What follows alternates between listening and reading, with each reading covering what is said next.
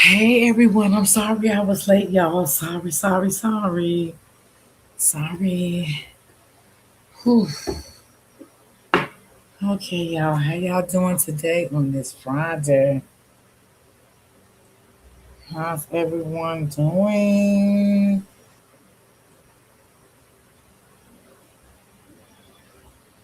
Hold on, let me take this on. Hope everyone is having a great Friday. Okay,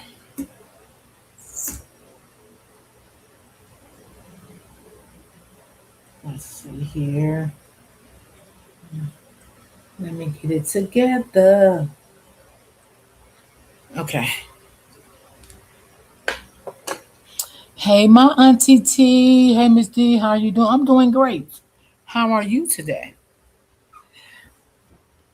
Auntie T, how are you doing, sweetie?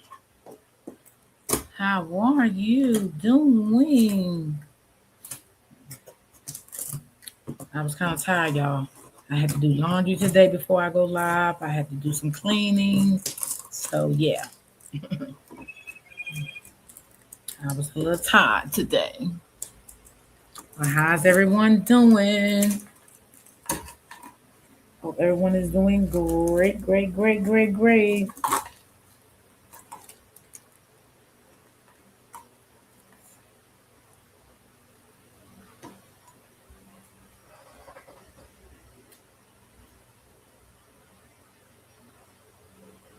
Hey, Miss Lady. Hey, Brittany.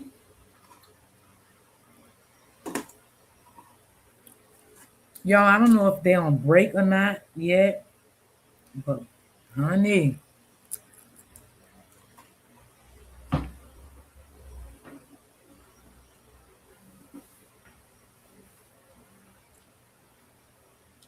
it was a lot that came out yesterday. Ooh. All right, let me see. Can I get to? Hey, Auntie Barbara. Now, y'all, from what I'm hearing, y'all remember the lady Ashley, the one that did the recording for um Nolan. When that recording came out, she cleaned it up and she put it out. The lady Ashley, y'all remember her? Well, she did a video on her Instagram yesterday, and I know y'all heard about the text messages with Nolan. I mean, with not Nolan. Y'all know what I'm talking about with Carmelo. Okay. Now the lady said that, hey Tabitha, she said that those text messages, I'm only going by what she said, they was not recently text messages from Carmelo. She said those text messages from 2023 or 2024. This text message stating that he had broke up with the girl and um all that other stuff they were saying. Now that's what she said. That's what I seen last night on her video. That those text messages was from 2023 or 2024. I can't really verify where they were, how long ago they was, but I'm putting out what she was saying on her Facebook. She said it on Facebook and Instagram. I watched her video this morning when I had time. So if that was from 2023 and 2024, I mean, they can't use that against them. I mean, that was a couple of years ago. You get what I'm saying? But of course, they was going to bring it up in court. But okay, because we know why, right? We all know why they bring it up in court, right? But again, the text messages from what Ashley is saying, that those text messages that they read in court yesterday, that was from 2023 and 2024. That's what she put out yesterday. I seen that on her. Yeah, I don't even know.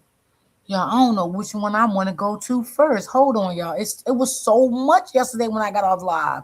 I'm like, what in the hell is going on?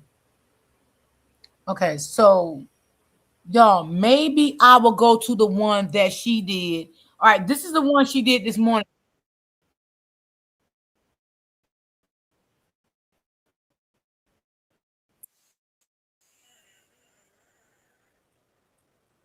So hold on, y'all. Let me see which one this was from. Cause she did one this morning too. So I want to make sure I got the right one. Oh, she did a good one last night, y'all. Hold on.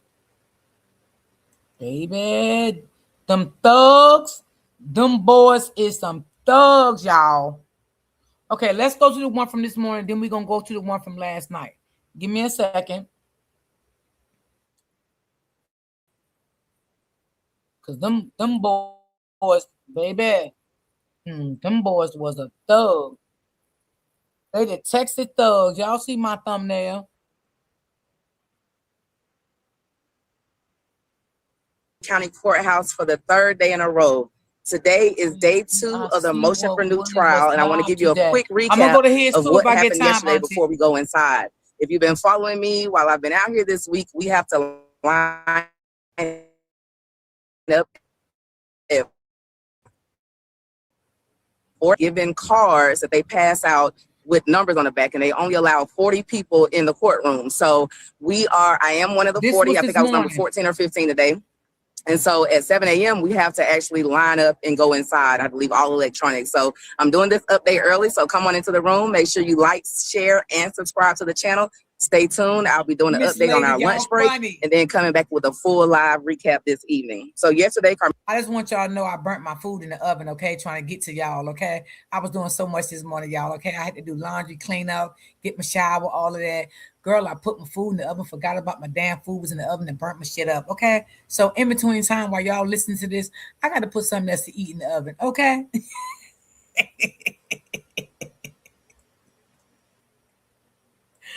Carmelo Anthony came into court in a suit. The first day for the motion for new trial, he was in dark forest green jumpsuit, but yesterday he came in with a blue suit, white top.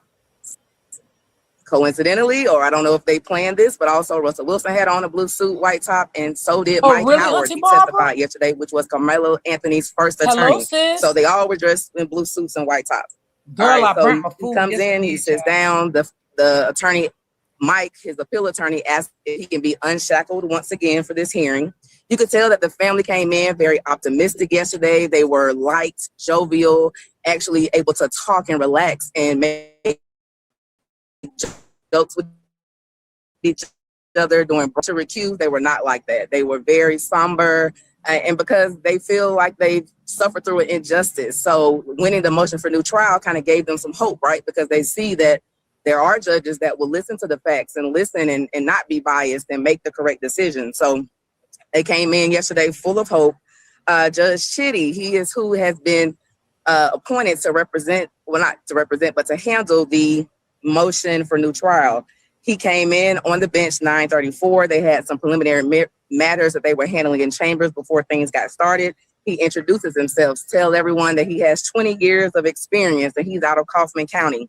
And the next thing he does is bring in Russell Schaefer, who is the public information officer for this part of the hearings.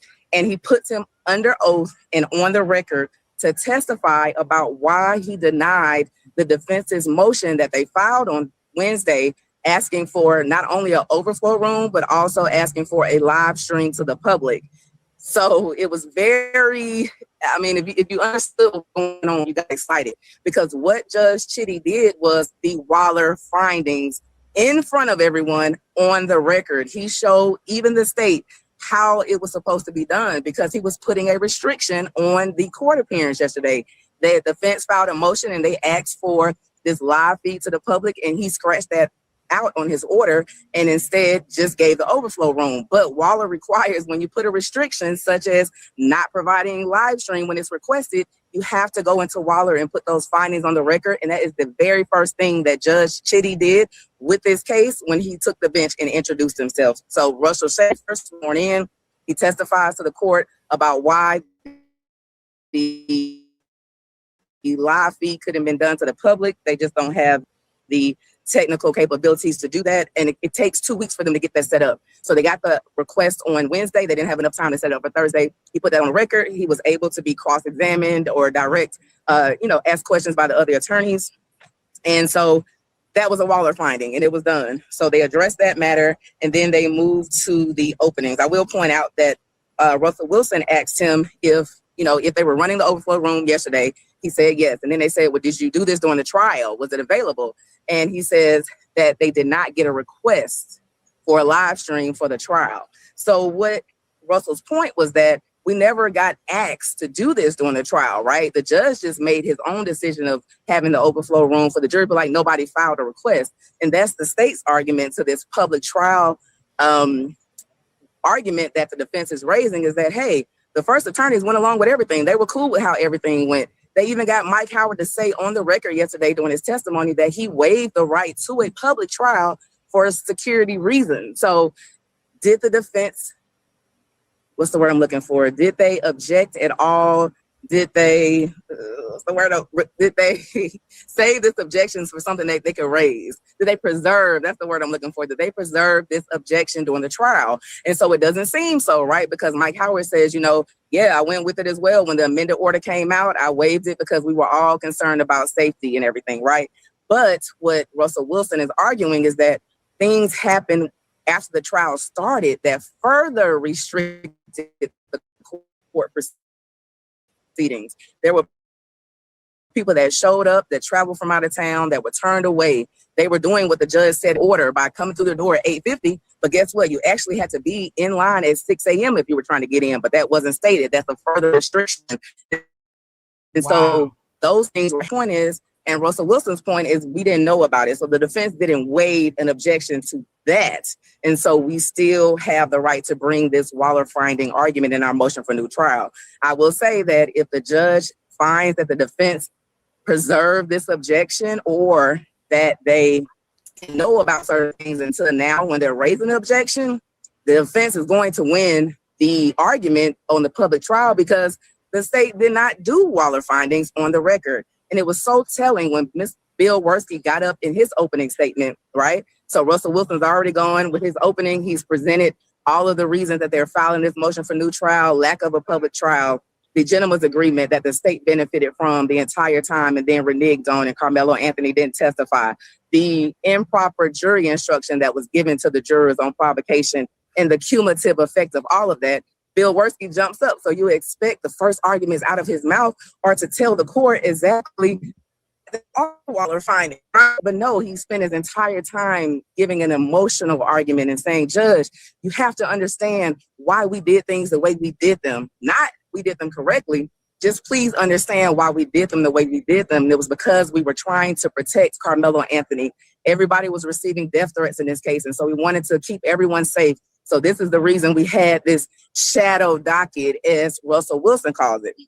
Now, so that's that first argument. And so back to Russell Wilson's opening, he talks about this shadow docket and how when they got the appeal, they weren't able to just go to the clerk's office and get records and get copies of the motions and everything because nothing was filed in the record. The judge issued a gag order in this case, July 28, 2025.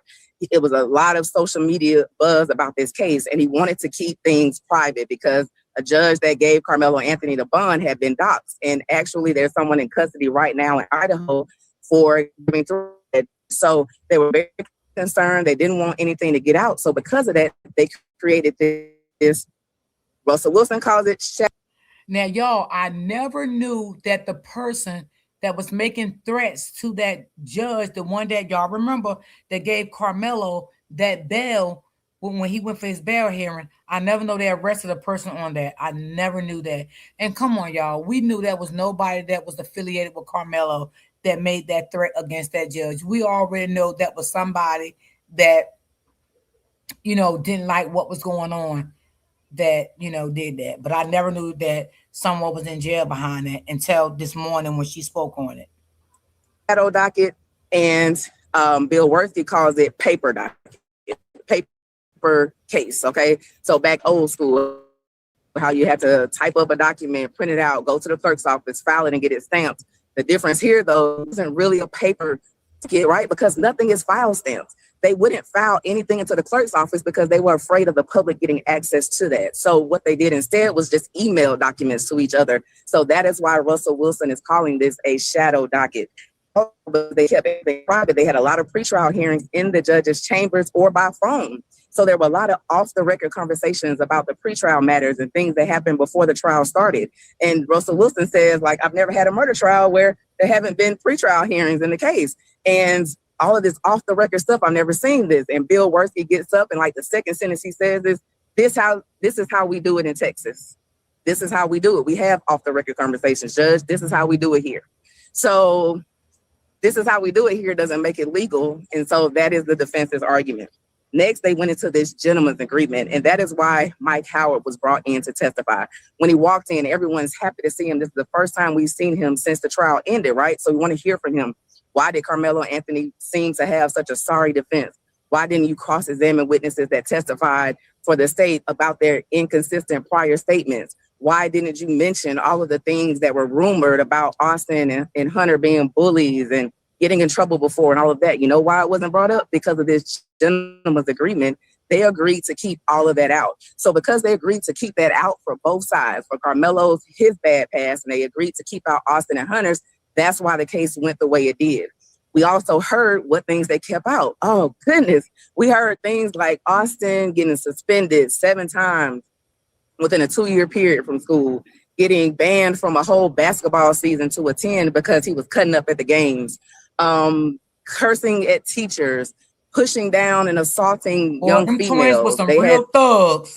I guess 8 or 10 videos that they found on Austin's phone that he was filming himself messing with black people, putting water on a black boy, slapping a black boy on the head, filming a black boy when he asked him to stop, pushing him, filming Austin cheering somebody on, chasing a black boy around the room. They discovered that they had an arrest for graffiti. They put up KKK, kill all black people. Wow, they actually were arrested for that and given 12 months probation.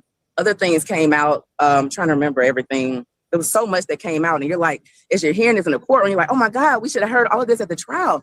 But because of this gentleman's agreement, they agreed not to bring any of it in. What did they keep out on Carmelo? There were text messages on Carmelo. There was a picture of Carmelo holding a gun.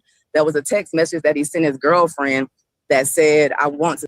But y'all, when I first started covering Carmelo case and everything was over, I said to one of my people behind the scenes, I said, something is not right with this case. It's not right. I just couldn't put my hand on it.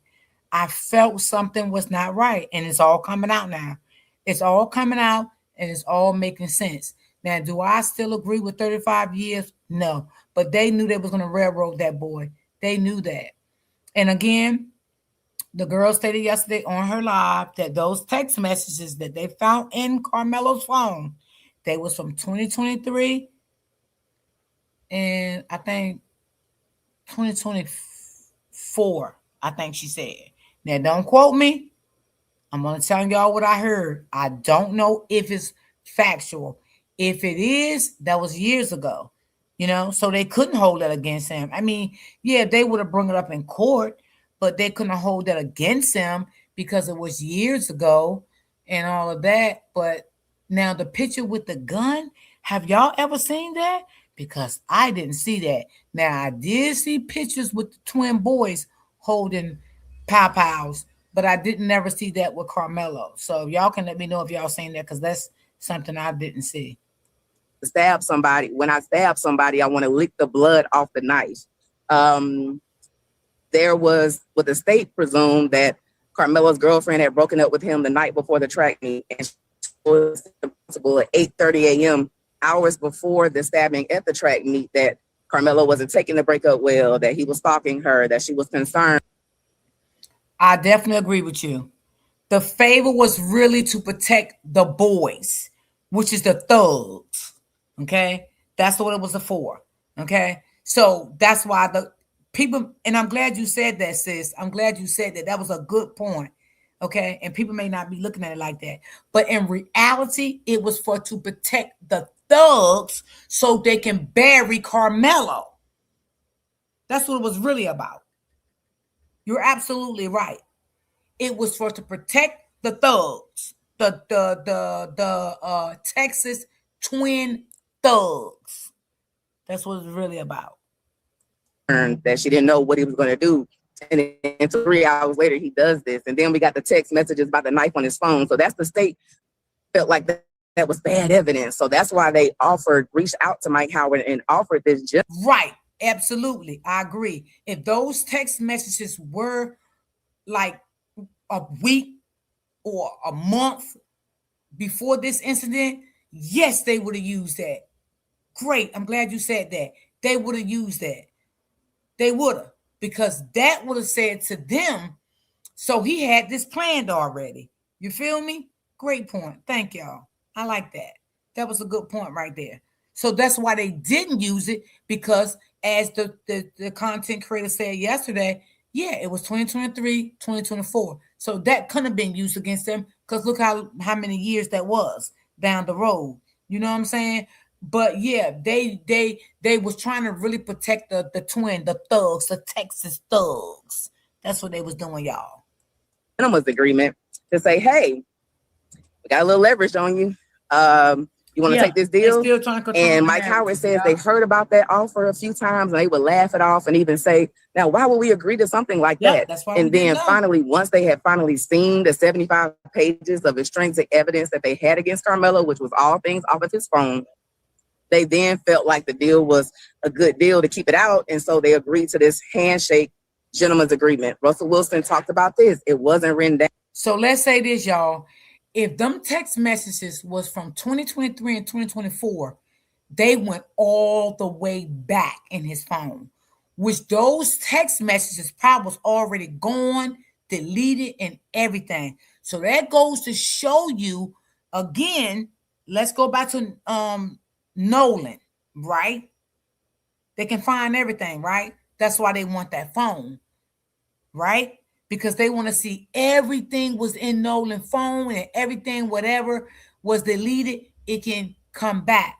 So that's what I'm thinking now. If those text messages were from 2023 and 2024, they did a deep dive in his phone.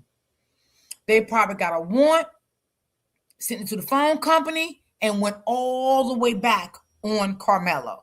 That's what I'm thinking. And the reason why I say that, because again, like someone just said in the chat, if that was this year or last year, when was it? What y'all? They did the trial. It was this year, right? Shit, I'm confused. But y'all know what I'm saying. They would have used that against him in court. They could have said, "Oh yeah, he plotted this. This is what he plotted." So they couldn't use it in court because look how long ago it was. But they went all the way back to years in his phone. If y'all get what I'm saying. They went all the way back. But again, they was using to really protect the twins, the thugs. That's what they was doing. They really wanted to protect the thugs and railroad Carmelo. So that's why they came to this agreement. You know, let's keep everything off the table when it comes to the past, when it comes to Carmelo past and the thugs. Because they knew the thugs' background was very out of control. And if y'all can remember, I even said in the beginning, I believe them thugs was beating on the mama. And I said the father, I believe he was scared of the thugs. And I also said that I believe that my belief, the father was not a good husband to the mama. I believe he had laid hands on the mama before. And a possibility, allegedly, that's why they got a divorce and he moved back with his mama. Okay. And the father also knew his thug Texas sons was racist. He knew that. He knew that. All of this stuff, the father knew it. The mother always been scared of them thugs. She knew her son was thugs. The father knew those sons was thugs too. Both parents were scared of those thugs. So let's make that clear. down, it was once again something that was done off the record. And that was the breakdown in their argument, is that the state benefited from this agreement, right? Because on Mike Howard's defense, he kept all of this stuff out about the twins. Come on, however, Kimberly. when Carmelo, I just said that. Come on, girl. Yes, they did. Absolutely. Thank you, Auntie. Thank you. That's exactly what they did, Kimberly. Exactly. To protect them. No, Kimberly, we're going to call them thugs. We're going to call them the Texas thugs. Because that's what they are. Okay? And you can tell, y'all, they've been getting away with bullying so much, right? Until they knew they was going to get away with what they did to Carmelo. And if y'all can remember in the beginning, y'all, when I first started covering this case, I kept saying every day, when that boy, the thug boy, the one that's living, he said, I never met Carmelo. I don't know who he is. I never seen him before a day in my life. Stop it. You knew who Carmelo was. And Carmelo knew who you and your brother was. You knew that. You said that because you wanted to make Carmelo look bad. Okay? You knew who Carmelo was. And Carmelo knew who y'all was. And Carmelo knew y'all was thugs. And Carmelo knew y'all was bullies. Yeah. The truth is coming out, ain't it? Anthony gets ready to testify. That's when the state says, wait a minute, the agreement never covered Carmelo. We never contemplated him testifying. So it blows up, and then Carmelo doesn't testify. That's the defense's argument. Well, Bill Werski, when he had Mike Howard on call, says, well, wait a minute now. I did come to you and I said that you opened the door. And I said that, Carmelo testifies, cares the evidence comes in, but we sat down for 45 minutes and we went through all of the testimony and we crossed things out and we talked about what would open the door and what wouldn't open the door. And after that 45-minute period, we had another new agreement. We had an amended agreement, and we had a way that Carmelo could testify. That was your fault. Like, not fault, but the defendant himself then decided not to testify. So that's not on us. He did not testify because of this agreement or anything that we broke down. The deal didn't break down. We just amended it and kept pushing, because when we get to the punishment phase, Bill Werski says, I didn't bring up that 75 pages extrinsic evidence on Carmelo. I didn't enter any of that stuff on him, so I kept my end of the bargain the entire time. I don't know what you're talking about. So, it's kind of semantics, right? You get into it. Did it break down? Did it not? Did it influence Carmelo Anthony not to testify? Mike Howard says that it absolutely did, because he felt like Bill ran the courtroom and that he couldn't trust him to keep out the evidence that he had already agreed to keep out if he testified. So that is where things... Do y'all think Mike Howard was put in a position that he didn't want to be in by the prosecutor? What do y'all think? Because I'm thinking that I feel like Mike Howard was a little scared and intimidated by that prosecutor. That's what I'm kind of feeling, but y'all can let me know what y'all think about it. Ended yesterday with Mike Howard's testimony. Russell Wilson stated that we would have 4 more witnesses today that would testify about not being able to come into the trial. Also, we're going to call Toby Shook to testify as well. I'm sure it's going to be some more about this gentleman's agreement. And hopefully we can get back to the legal arguments today and the judge can give us an answer, because this motion for new trial must be decided by August 24th, or the judge is denied as a matter of law. That's the law in Texas. So you have 75 days from the day of your conviction to have your motion for new trial heard and an order issued. So if it's going to be a denial, the judge can orally announce that denial from the bench. If he's going to grant the motion for new trial, he must write a written order, and all of the findings must be in that order. That's what on the record means. They have to be either said out loud in court, but for the motion for new trial, the law requires that the order has to be written and put all the findings in. So thank you so much for tuning in for this quick update. I got to go jump in line because they're going to let us in at 7 a.m. to go inside and sit and wait 2 more hours before court starts. Okay, y'all, we're going to get to, because I don't know if they still in court, right? But let's get into her last night live. Girl, I was so weak, I ain't know what to do, girl. Oh, my Lord, child. We gonna get into it. Hold on. If anybody go live, y'all let me know in the chat. I think this was it right here, but I want to get to the good part, y'all, because baby, she was putting it down. Good evening. It's the Fit Lawyer ATL, and we are live. I am back in the hotel room here in Collin County, Texas, as I accused and motion for new trial. So today was day one of the motion for new trial. So come on into the room so you can get the updates. All right, shout out. I think the first person we had in here today was Cool Cup TV LLC. All right, we're gonna get to the gritty of it. Family and friends. So I overheard that Drew Anthony's mother was in town. I think they were here. And y'all, if y'all heard Dennis talk, Dennis was very, very low on her platform. So y'all may not really get to hear what he has to say because he was very low. And the people in the comments was eating him up, girl. Oh, Lord, they was being mean to him in the comments, girl. Oh, Lord. I was like, good gracious. Yes. But I was like, oof. But anyway, y'all. Here yesterday. I'm not sure if they were in the courtroom or overflow, but because some of the family, everybody can't fit in the courtroom. So some of the family is in the overflow room. So they have a lot of support here, and they're actually getting a chance to come in and be a part of it when, you know, they were kept out of the original trial. Like grandma couldn't come to the original trial because when the order said that the family was supposed to have 15 seats aside, it didn't go that way. So I believe Carmelo's family only had like 8 or 7 seats at the trial. So that is also an issue they're raising in the public trial issue. So let me see, 9/17, they started the feed to the ceremonial room. Okay, talked about Carmelo coming out. Hold on, y'all. I want to get to the good part. Alternatives to consider, or they don't have to. And if they don't have to, but the law still requires the judge to have that conversation with themselves, what are the reasonable alternatives? And if you all recall from Judge Roach's interview, he actually says during that interview, you know what, I could have had an audio feed. But you know what, they would have just taken that and distorted it, meaning the public, everybody who's online talking about it. But that is not a legal reason that you can not.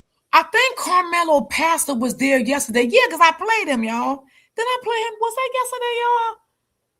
I don't know if he was in the courtroom, but I know he was outside. Y'all, was that yesterday? Y'all tell me. I forgot, y'all. I can't remember, but he was there. I don't know about today. Or was that day before yesterday? Y'all let me know. I can't remember. But I did play him. He was on Somebody Live, and he was talking. That could have been the first day, because this is the third day. That could have been the first day. I'm not sure. But he was there. Not have the audio feed because you think we're just going to distort it. That's not what Waller allows. You have to make, what's the overriding interest that you're trying to protect by saying people can distort it? I mean, it's the First Amendment right. I can have an opinion about whatever evidence you put out. You don't get to say I can't hear it because I won't agree with you, or I have a different opinion, or I'll flip it to fit my narrative. I mean, that's not a reason that you can keep me out of the trial. The defendant has a right to a public trial. Let's see. All right. So opening statements. That's when, so Russell Wilson's sitting here, Mike, and I got to get his last name, the appeals attorney, and then Justin is sitting on this side of Carmelo. Carmelo's right here next to Mike. So Mike stands up before Russell Wilson starts his opening and asks the judge, yesterday we had the handcuffs removed. The judge didn't have a problem with it. Do you have a problem with it today? The judge said, oh, of course not. They unhandcuff Carmelo. He sits back down. Then they have the whole PowerPoint. They talk about 40 exhibits. So the defense had admitted exhibits already, like they've already discussed the exhibits with the state so that it doesn't take so much time. They stipulated to these exhibits and entered them. They had 40, but I think they entered 47 exhibits. So 40 or 47 is what they entered. And some of it was like the motion for new trial. They had affidavits attached. So they entered those. They also entered things that we had never seen before. So it'll come up in the discussion about the gentleman's agreement, but a motion in limine, motion to keep out extrinsic evidence against Carmelo. So that 75-page document thing, we saw that today. That was a document. Yes, Auntie, that's the name we're going to use over here for them, okay? The Texas thugs. I don't know how many pages it was, but all of the bad stuff about Austin, that was on a document today that the defense had filed in the trial that was kept out. Well, not kept out. It was his shadow docket. So we're gonna get into that. But that was part of the things that were in the exhibits today. So that those things were admitted. That would look nice on the big screen. Yeah, right. It did. They were He's very low, blowing it up, showing us everything. So I'm gonna get into that. And so so Russell Wilson says, and I say Bill Werski was really on one today. Like he was very honorary. Like he just the cuff comments talking about creators in the Russell was trying. Oh, by the way, y'all, remember yesterday when I played the live and they was saying that it was a man that was arrested 19 times or something like that, and he in the courtroom today. Do y'all know who he was talking about, y'all? He was talking about North Carolina Beat. That's who the prosecutor was talking about. He called him out, and North Carolina Beat did do a video on him last night, honey, and went in. Yes, because remember in the chat, I was like, who is he talking about? Y'all can remember that yesterday? Well, he was talking about North Carolina Beats from Facebook. That's who the prosecutor was talking about. Get his AV system to work, trying to get the PowerPoint to work. He says, Judge, I feel like PowerPoints are easier. And then Bill Werski stands up, object to that statement, Judge, that PowerPoints make it easier to understand. Like, so he was already just not in a good mood today. And it just showed throughout the entire day. Towards the end, we all thought he was crying at one point, and I'm going to tell you about that part, but it really sounded like he was getting Bill Werski got choked up and cried when Mike Howard was on the stand, and I'm going to come to that. Okay, so if you all recall, when this motion for new trial was filed, July, I believe 7th, the transcript and the entire case record was in the judge's office, right? The transcript hadn't even been transcribed at that point. The case record, the attorneys couldn't review unless they were in the judge's office. The judge wouldn't let them take anything out from the case file unless they agreed to sign, not like, what was it, an NDA, or they just had to agree not to disclose anything that they saw in the record. And Russell Wilson was like, well, how can I agree not to disclose something until I see what it is? And the judge was like, well, if you're not, this is Judge Roach. If you're not going to agree to that, I'm not going to give you the case file. So the case file was still sealed in the judge's office. That judge was a snake, y'all. He was a snake. Do y'all hear this? He was definitely a snake. Thank God that God got him off this case. Oh my God, this man was a snake. Even after conviction, and the court reporters hadn't even started the transcript. So when Russell Wilson has 30 days from conviction to do this motion for new trial, they have to work with Mike Howard. They have to work with people in the public to get these affidavits because one, there's no record. And two, they don't know what happened because we don't have a transcript. So they're working blind trying to come up with this document. So they reference that today to say, Judge, we've amended, or we have some additional arguments and some additional things and some corrections because we didn't have the transcript at the time that we prepared our motion. So where Mike Howard in his affidavit said Carmelo only had 10 minutes to make this decision about testifying, turns out it was more close to 30 minutes, a gap. And they know that once they get the transcript.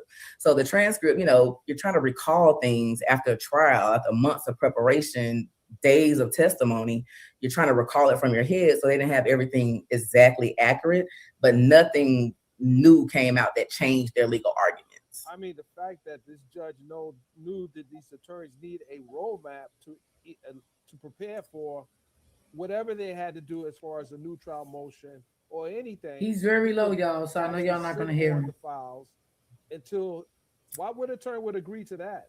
Like, exactly, like why, and why was it even being set on? And the problem was that, and what Bill Werski said when it got to be his opening time, is that they did a lot of stuff in this trial that they didn't call it shady, right? They're not going to say that, but they did a lot of things that don't occur in other trials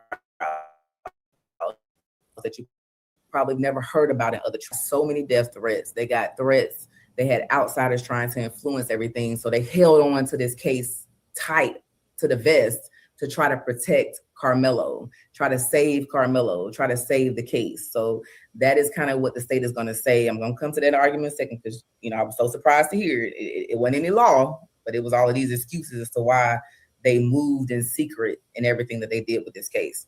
So Russell Wilson goes through their arguments that they're going to make.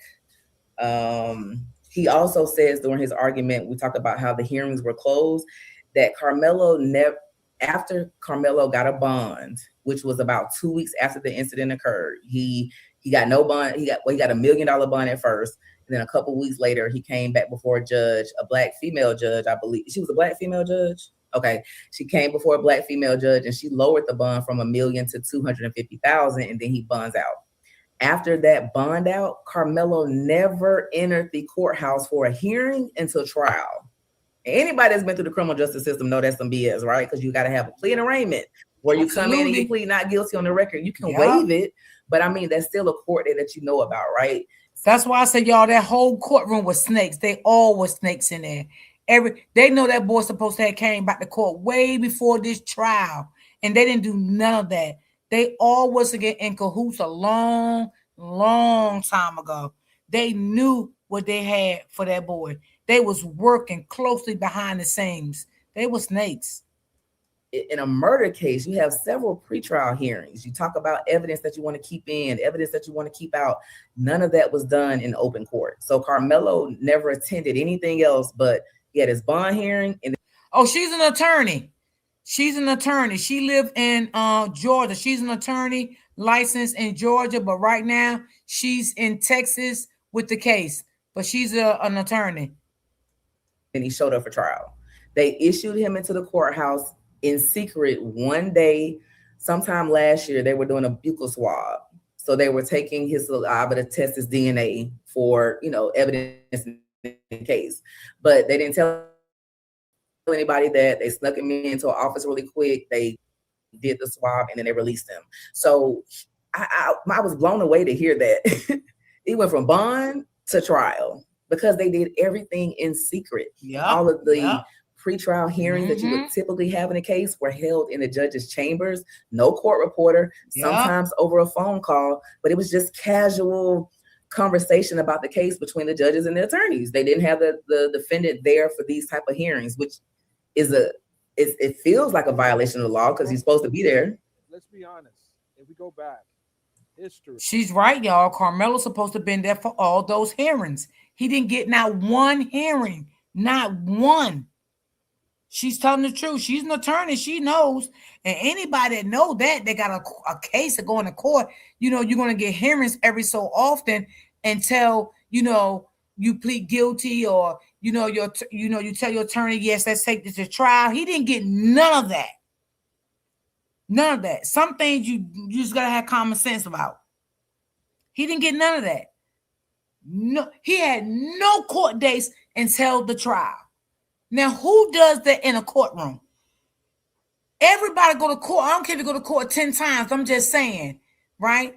Until you got, you got a public defender, a lawyer, and then, you may say, I want to take this to trial. They set a trial date, all of that. The time, all of that. He got none of that. None of that. So she's absolutely right. Years ago, when someone got railroaded, this is what a railroad looks like. This is what when you remove all the controls that keep you people can't honest, y'all. We can't hear him. He's very low. So what do you have? Well, what did she start talking back? Because there's no checks and balances.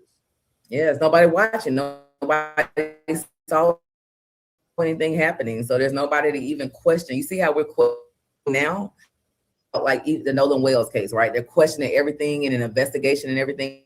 Like that's what people can do when they know stuff is happening. They can question it. They can ask to see the evidence and all of that, but you can't when you don't know what's happening. So that's when Russell Wilson introduces the term shadow docket.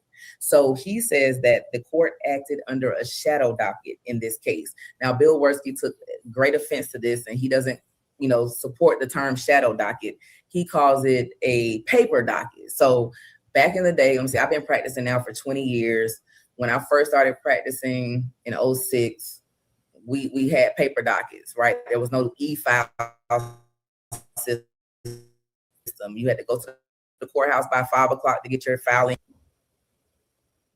filed that day. To get it, you had to go stand in the window. You had to go to the clerk could take it, stamp it, and you always had to show it with 3 copies, because you had to get your copy stamped to leave with them. You had to get a copy stamp for the DA's office that you sometimes had to go take to the DA's office, and then you had a copy that you got stamped to give back to yourself. So that was the whole paper docket method, right? You go to the clerk's office and they would turn around and open up a file cabinet, and they pull out your file, and it'd be numbered with these sticky numbers on, you know what I'm talking about? Then it's on the side of the folder, and they pull them out of the drawer, and they get your file out, and they say, "What do you need?" Their version of the Dewey Decimal System. Right. So that's a paper docket. So that's how things were back in the day. Well, I can't remember the year that it started. 2010, maybe they introduced somewhere around there. They started introducing Tyler and Odyssey, and now we have like Peach Court in Georgia. But Tyler and Odyssey are just kind of standard in every state. It is an e-filing system. Now it's mandatory that you have to e-file filings in a case. Like even when you go down to the courthouse in person, most courthouses will have, major city courthouses will have an e-file room where they have a room of computers, and they will sit you at the computer and show you how to e-file it. They don't take a paper filing anymore. Certain counties on outskirts they do, but e-filing is what they mandate in a lot of cases, so that all of the docket is digital, it's electronic, it's on the file, it's on the computer system. So you can log into the Tyler system in Fulton County right now and pull up anyone's case, and you can see the entire docket. When they got a court date coming up, whatever has been filed in that case, you can see it. Well, in this case, they say that, and Bill Werski, when he spoke, talked about how many threats they were getting. The judge that gave a lower bond was doxxed. The person who threatened her filed, the FBI got involved. Like, they have somebody in jail, in custody right now, I believe in Idaho, for threatening this judge. So it was a big viral public case. Everyone was getting death threats. Was getting death threats. His family was getting death threats. They moved one time. But they didn't do nothing. Carmelo family, when Carmelo family was getting Bill death Werski threats. Says Judge Roach developed this shadow docket, the same thing with so that the public wouldn't be aware of every time they had a hearing, so they could show up to the courthouse and they could come in and see everything. But that's exactly why the Sixth Amendment exists, because the defendant is supposed to have public hearings, pretrial hearings, motion hearings. They are supposed to be public. But Judge Roach and the DA and Mike Howard in this case, they were just so... Yeah, they didn't get that boy no hearings. I don't know if the mother knew, because this was their first time dealing with the court system, so maybe they didn't know all these things. But the attorney knew that. It makes me feel like the attorney was scared of the prosecutor, like he had power. The prosecutor had power and control over the attorney. You know what I'm saying? Because this boy's supposed to have went to court every so often for a hearing. The hearing's supposed to have took place. And that's in any case. That's even if you get a ticket. Sometimes you go to court 3 and 4 times before you plead guilty, and the judge tell you how much the ticket is, or if the judge tell you you're not guilty for the ticket or whatever, you goes to court a couple of times. This boy didn't go to court not one time. And that was crazy. Concerned. This is what Bill Werski says. They were so concerned with the safety of the defendant. We did all of this to keep everyone safe. And mainly it was Carmelo. We were trying to protect Carmelo. This is what Bill Werski is saying. We acted to make sure that Carmelo survived. And everything we did it for that reason. And y'all wanted to make sure that y'all keep the other twins safe. Like, that was his justification for them having this shadow docket. Right, like you did it for Carmelo. Yes. So that's what Bill Werski says. So, but back to Russell. So he's going through everything, and he's saying that this shadow docket started with the indictment. So after the indictment's filed, usually, like I said, you have pretrial hearings, other motions. The judge said, no, file them basically via email. So or hand delivery. So basically, when Mike Howard prepared a motion, he would walk it over to Bill Werski, hand it to him. That's and crazy. then they would go into the judge's chambers whenever he would call them in to discuss a motion that's been filed, or they would ask the judge for a conversation if they reached an issue that they needed him to rule on, or they would Yo, get they was summoned to doing his this shit office to have these backhanded. in-office meetings to discuss the issues. And when Bill Werski got up, I'm gonna say this statement because I want y'all to it to resonate how it came out. But aware of the court dates, Carmelo was never at any of these meetings. So decisions are being made at these That's hearings. Judge, we're going to keep this out, or they're talking about legal issues. They're not order within there. They never filed the motions themselves into the record. So They need to be held accountable. If you want to be honest, they need to. okay, we're back. All right, sorry about that, guys. No, I have on the internet. But if you all recall, the first time I covered this, when we were talking about the motion for new trial, Dennis came up on my show and I said, and I pulled up the docket and I said, look, there's nothing been filed in this case. There's someone that's let me know there have been hearings, but they haven't filed them on the docket. And that's exactly what occurred in this case. There were hearings, there were conversations. So what happens? You get an appeals attorney, you're trying to go argue stuff. You get a record and it's blank because none of the motions were filed. So all of these motions that you typed up to make legal arguments, they never got stamped into the record. So they're not a part of the record. So we don't have them. And a court reporter didn't take down any of these meetings. So we don't know the logic, the legal reasoning the judge. This ain't the first time they did that. They've been doing it for years. I believe that because it's the shadow docket. So Russell talked about the shadow docket. He talked about, he went through the issues that they raised in the motion and talked about two of them being structural errors where the case has to be overturned if the judge agrees with them. And that's the public trial argument and the jury instruction. And he tells the judge, what you did this morning was a Waller finding. You put on the record why you were not allowing live stream. That never happened in the underlying trial. And that's a major flaw in the case.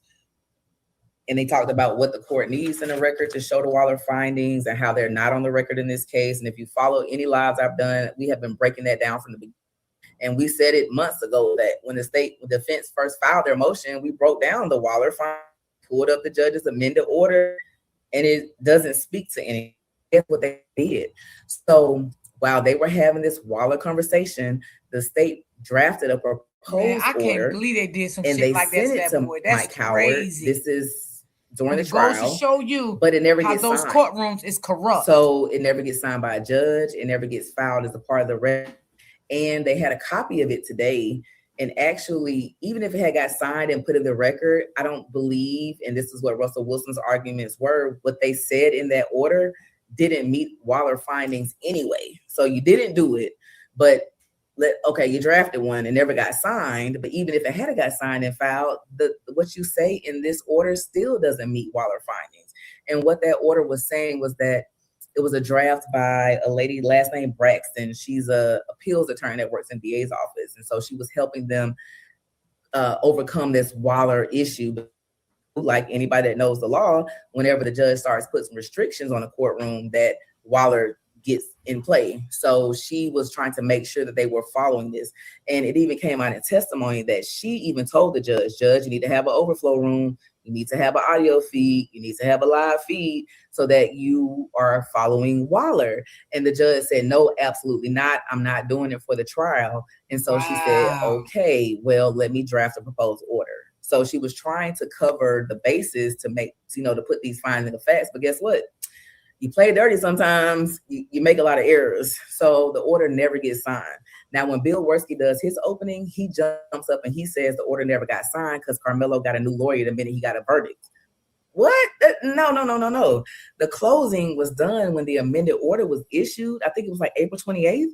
That is when you're supposed to have the findings. You don't get to do the findings later. Right, at the end of the trial. It's pointless then.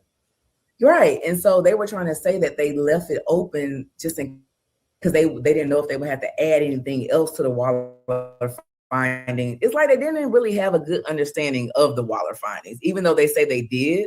You don't wait until you close the courtroom, your closure is over, then you come back and do an order and put your findings as to why. No, at the minute you say you're closing something, that's when the Waller findings, like the judge in this case, he literally just signed the order last night. And the first time he could be on the record, he put on the record as to why he did not do the live stream. And that is exactly what should have happened. You don't get to put it on the record a month later as to why you're closing something that when the closure's already happened. So Russell Wilson brought that in his opening statement. Like the openings were long, like they were really getting into a lot of the legal argument in the openings. Let me go next. And they also mentioned again how the judge in the amended order, he puts time, place, and manner as being the standard he used in order to determine the closure. The problem is that's not what the law says. It's the wrong standard. So I've said this from the beginning. I don't think Judge Roach from the outset sat down and said, I'm going to close these proceedings. I'm not going to open this so he could purposely do something wrong. I think he really thought he was following the law, and it doesn't appear that they did in this case. Shout out to, let me catch it. Hold on, y'all. Got a super chat. I don't know how you thought he was following the law. For the calls. Lil Mama 3545 sends 2 jewels. Thank you so much, sis, for the jewels. My mom is in the house. Jersey Girl Trey. You always like, share, and subscribe. She's always sharing on social media whenever I get ready to go live. So thank you so much. This is an old one, so Dennis, you're good now. But she was telling you to fix your audio. Shout out Jersey Girl Trey for the $2 super chat. Lil Mama 3545 comes back again with 10 jewels. Thank you so much. Sends a thumbs up. And Legal 2 Cents sends 1,000 jewels. Thank you so much. Thank you. So this is your YouTuber, right? I think that's what that means on the left when the name looks like that. So Legal 2 Cents, shout out, another lawyer possibly in the house. So thank you so much for tuning in. All right, so let me go back. So now, a lot of people, because y'all were coming for me under my Facebook post every time I went live about this motion for new trial, people would say the courtroom wasn't closed. The courtroom wasn't closed. It was. Carmelo's courtroom was open. No one could get in y'all there. Are just making up some blah blah blah. Guess what? The party stipulated that there was a closure. Anytime there's an order that's issued that says any type of restrictions, only 9 media, 15 seats for family, on 15 seats for the other family. On time you list and carve out who can or cannot come into the courthouse, or how much you're going to open, or you're not going to do a live feed for anytime you put any order in place that puts restrictions on who can enter. Like legacy media only. Yeah, they said only legacy media. They didn't say non-media. They said legacy. So that was putting a restriction on what media could come in. You trigger the Waller factors. And so the state and the defense actually stipulated, and they agreed there was a closure. So all of that, you got to prove first it was a closure. I don't know why people thought that it wasn't. There was an actual order issued closing or putting in rules and restrictions to who could enter. So definitely there was a closure. So that's not an argument. So the argument isn't a closure. Fact. So they said a closure happened. So now you trigger Waller findings. That's the only thing the judge has to consider under this first. Well, 2 things. He has to. So you trigger Waller findings when there's a closing, but you got to object timely. And so that's the defense's argument. The defense is saying, "Hey, look." And Bill Worski said this yesterday. The first thing out of his mouth yesterday, the first thing out of his mouth today, to everything that happened in this case. So I don't care about these new lawyers coming here, this high-power legal team pulling out everything, nicking it apart. The first lawyers agreed to everything that happened in this case. And so that's a problem. So Mike Howard, if you consent it to this amended order closing, not requiring the Waller findings, did you waive the objection to that? Can you bring it up now if you didn't? And so that's going to be some of the discussion that they get into when they had Mike Howard on the stand. Let's see what else. So the shadow docket. Yeah, he talked about how they haven't seen a case ever like this, that so much stuff is missing from the docket. Then they get into this gentleman's agreement. It wasn't reduced to writing. It was all oral. Phone conversations, meetings in person. So the very agreements that basically ran this entire case. And the gentleman's agreement was Mike Howard says they would go to these pretrial hearings before the judge, and they, come to these conversations. And several times, Bill Werski would say, "Hey, you know what? We can enter into agreement to keep all this out." Wow. And Mike Howard would just kind of brush it off, chuckle, like, "Why the hell will we agree to something like that? Why would we agree to that?" He says a few times they just kind of shut it off, like, why would we ever agree I'm to telling that? you, I think Mike And then Howard as they was scared of started to that get further prosecutor. into the case and go through the discovery that the state served on them and did their own independent investigation, a part of the discovery they received from the state was a phone dump of Carmelo's phone. And as they started going through this phone dump, they started to see bad evidence that Carmelo did that could be used against him. So Mike Howard says when all that came out, and then Bill throws this, "Hey, got an offer for you. We can keep all that out and just try this case clean, stick to the facts under the tent." Mike says at that point they saw all this bad stuff that they felt could be used against Carmelo and would be hurtful to his self-defense claim. They jumped at it. Told y'all they did a dump way back on his phone, y'all. If them text messages was back in 2023 and 2024, they did a phone dump. They went all the way back. But again, they cannot use that against him because that was not a day before, a month before. That was a few years ago. Now, can they bring it up in court? Yes, they can bring it up in court, but they can't use that against him like he premeditated something a day before or a month before, and they seen that, he had in his phone, it was planned out. It was none of that. Again, what I believe, the prosecutor used that against the attorney so the attorney wouldn't talk about those twin thugs. Okay? Because he wanted to keep the twin thugs in good lighting. So he didn't want the twin Texas thugs to be put out there on blast. So he had to go to Mike Howard and make a deal with him. That's exactly what he did. And I ain't even no attorney. That's just common sense. They were like, "Yeah, let's take the deal." So Mike, they get this offer. Toby Shook is the I won't say I was about to say co-defendant, but the second chair attorney for the defense team, second chair co-counsel that used to work with Bill Werski, so they had the relationship. They are the ones that got on the phone to work out and iron out this gentleman's agreement. So they kind of go through it on the phone, then they end up meeting in person in a grand jury room. And it seems like it was about 8 people in this room. This Toby Shook, is Ms. Gupta, is this attorney, is like attorneys for the state. And they have this knockdown, drag out, hash out this gentleman's agreement. And then they meet several more times over the phone, some in person, to kind of iron it out, because what the agreement was, hey, let's try this case clean. Let's keep it to everything that happened under the tent, and that's it. So basically what they were saying was, we're not going to bring up. They didn't want to bring up the text outside of that. So no bad stuff about Austin, which there was a lot of things, y'all. I took notes on like 30 something things, but we're going to go through it. But we're going to agree to keep that stuff out. You'd agree to keep out the stuff about Carmelo. See, it wasn't about Carmelo, y'all. It was about them twin thugs. That's what it's about. They wanted to keep that out because they wanted to make their light shine. And they wanted to make Carmelo like dim and dark, to send him down the road. They already knew what they had planned it. So the prosecutor had to go to Mike Howard and get agreement with him. And Mike Howard sounded like he's scared of the prosecutor. So he agreed to do that. Now, do I think Mike Howard really wanted to do that? No, I don't.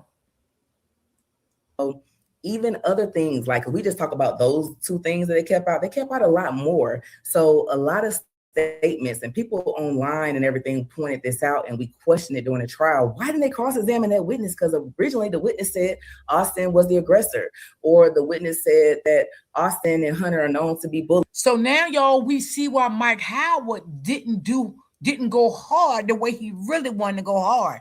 Because remember, I used to always say, well, damn, what type of attorney was that? He was, I just didn't know what was going on, but I always felt something was not right with this case. I always felt that. Now we see. That's why Mike Howard didn't really go for those witnesses hard. We see why now. Everything is coming to light, y'all. Everything is coming to light. And let me tell you something. When people do evil shit to people, no matter who they are, where they work at, what's their title, always remember it's not their first time.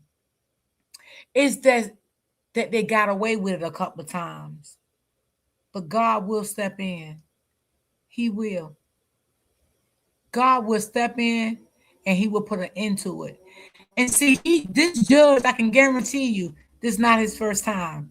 He done did this to families before, but them families took the heat, went on with it. Their family probably got sentenced, went on downstate, and nothing else was brought out of it. Nothing. Okay? So he thought he can do this to Carmelo too, right? And it was going to be the end of it. No. You get stopped sooner or later. You may get away with your shit a few times, but you'll get stopped sooner or later when you sitting out here doing evil shit to people. Please, like, why aren't they bringing that stuff up in trial? Well, they agree to keep that stuff out. So let me say this: the exclusion of the quote unquote bad acts on both sides. From your perspective, who do you think's bad acts would have? Well, considering he's fighting for his life, do you think, as a defense attorney, that those bad acts of his outweigh the bad acts of the person that he had to defend himself? Would you have made a call like that, knowing the information you know about what was in those bad acts? Would you be comfortable knowing that you're fighting for your client's freedom? Right. Would you roll the dice on that? Right, Miss Lady. Absolutely. We're rolling the dice. We're rolling the dice. Before lunch, Bill Worski in his opening let out some stuff about Carmelo. So when I heard it, I was like, oh my God. First, I knew it was some shit on the phone. All right, I've been saying that for months. I'm a criminal defense attorney for the last 20 years. Every criminal case I get, my client has some shit on his phone. I don't care how clean cut he is. I don't care how many scholarships he has from college. These kids have crap on their phone. So I knew that it was that. And Bill Worski kind of dropped kind of what it was. And so he said that Carmelo had text messages in his phone, and we did later see them in the hearing. They were admitted, that talked about a knife, talked about fantasizing. Now, this is how Bill Worski described it. Carmelo had stuff in his phone that, showed he fantasized about stabbing somebody and licking the blood off of the knife. He had pictures with himself with a gun. He had text messages talking about being in fights and shows that he likes to be in fights. This is how Bill Worski is presenting this. So as I'm hearing this, I'm like, oh my God, what? That's horrible. Like, hell yeah, I see why they took the deal, right? Like, that stuff is horrible. What? You wanted to stab someone and lick the blood off the knife? Like, if a juror hears that and then you actually stab somebody, and this is all Bill Worski. This is how they do, right? It's all about what side you're on. So this is how he's presenting the evidence. He says, yeah, Carmelo's girlfriend, he broke up with his girlfriend that night, or at some point.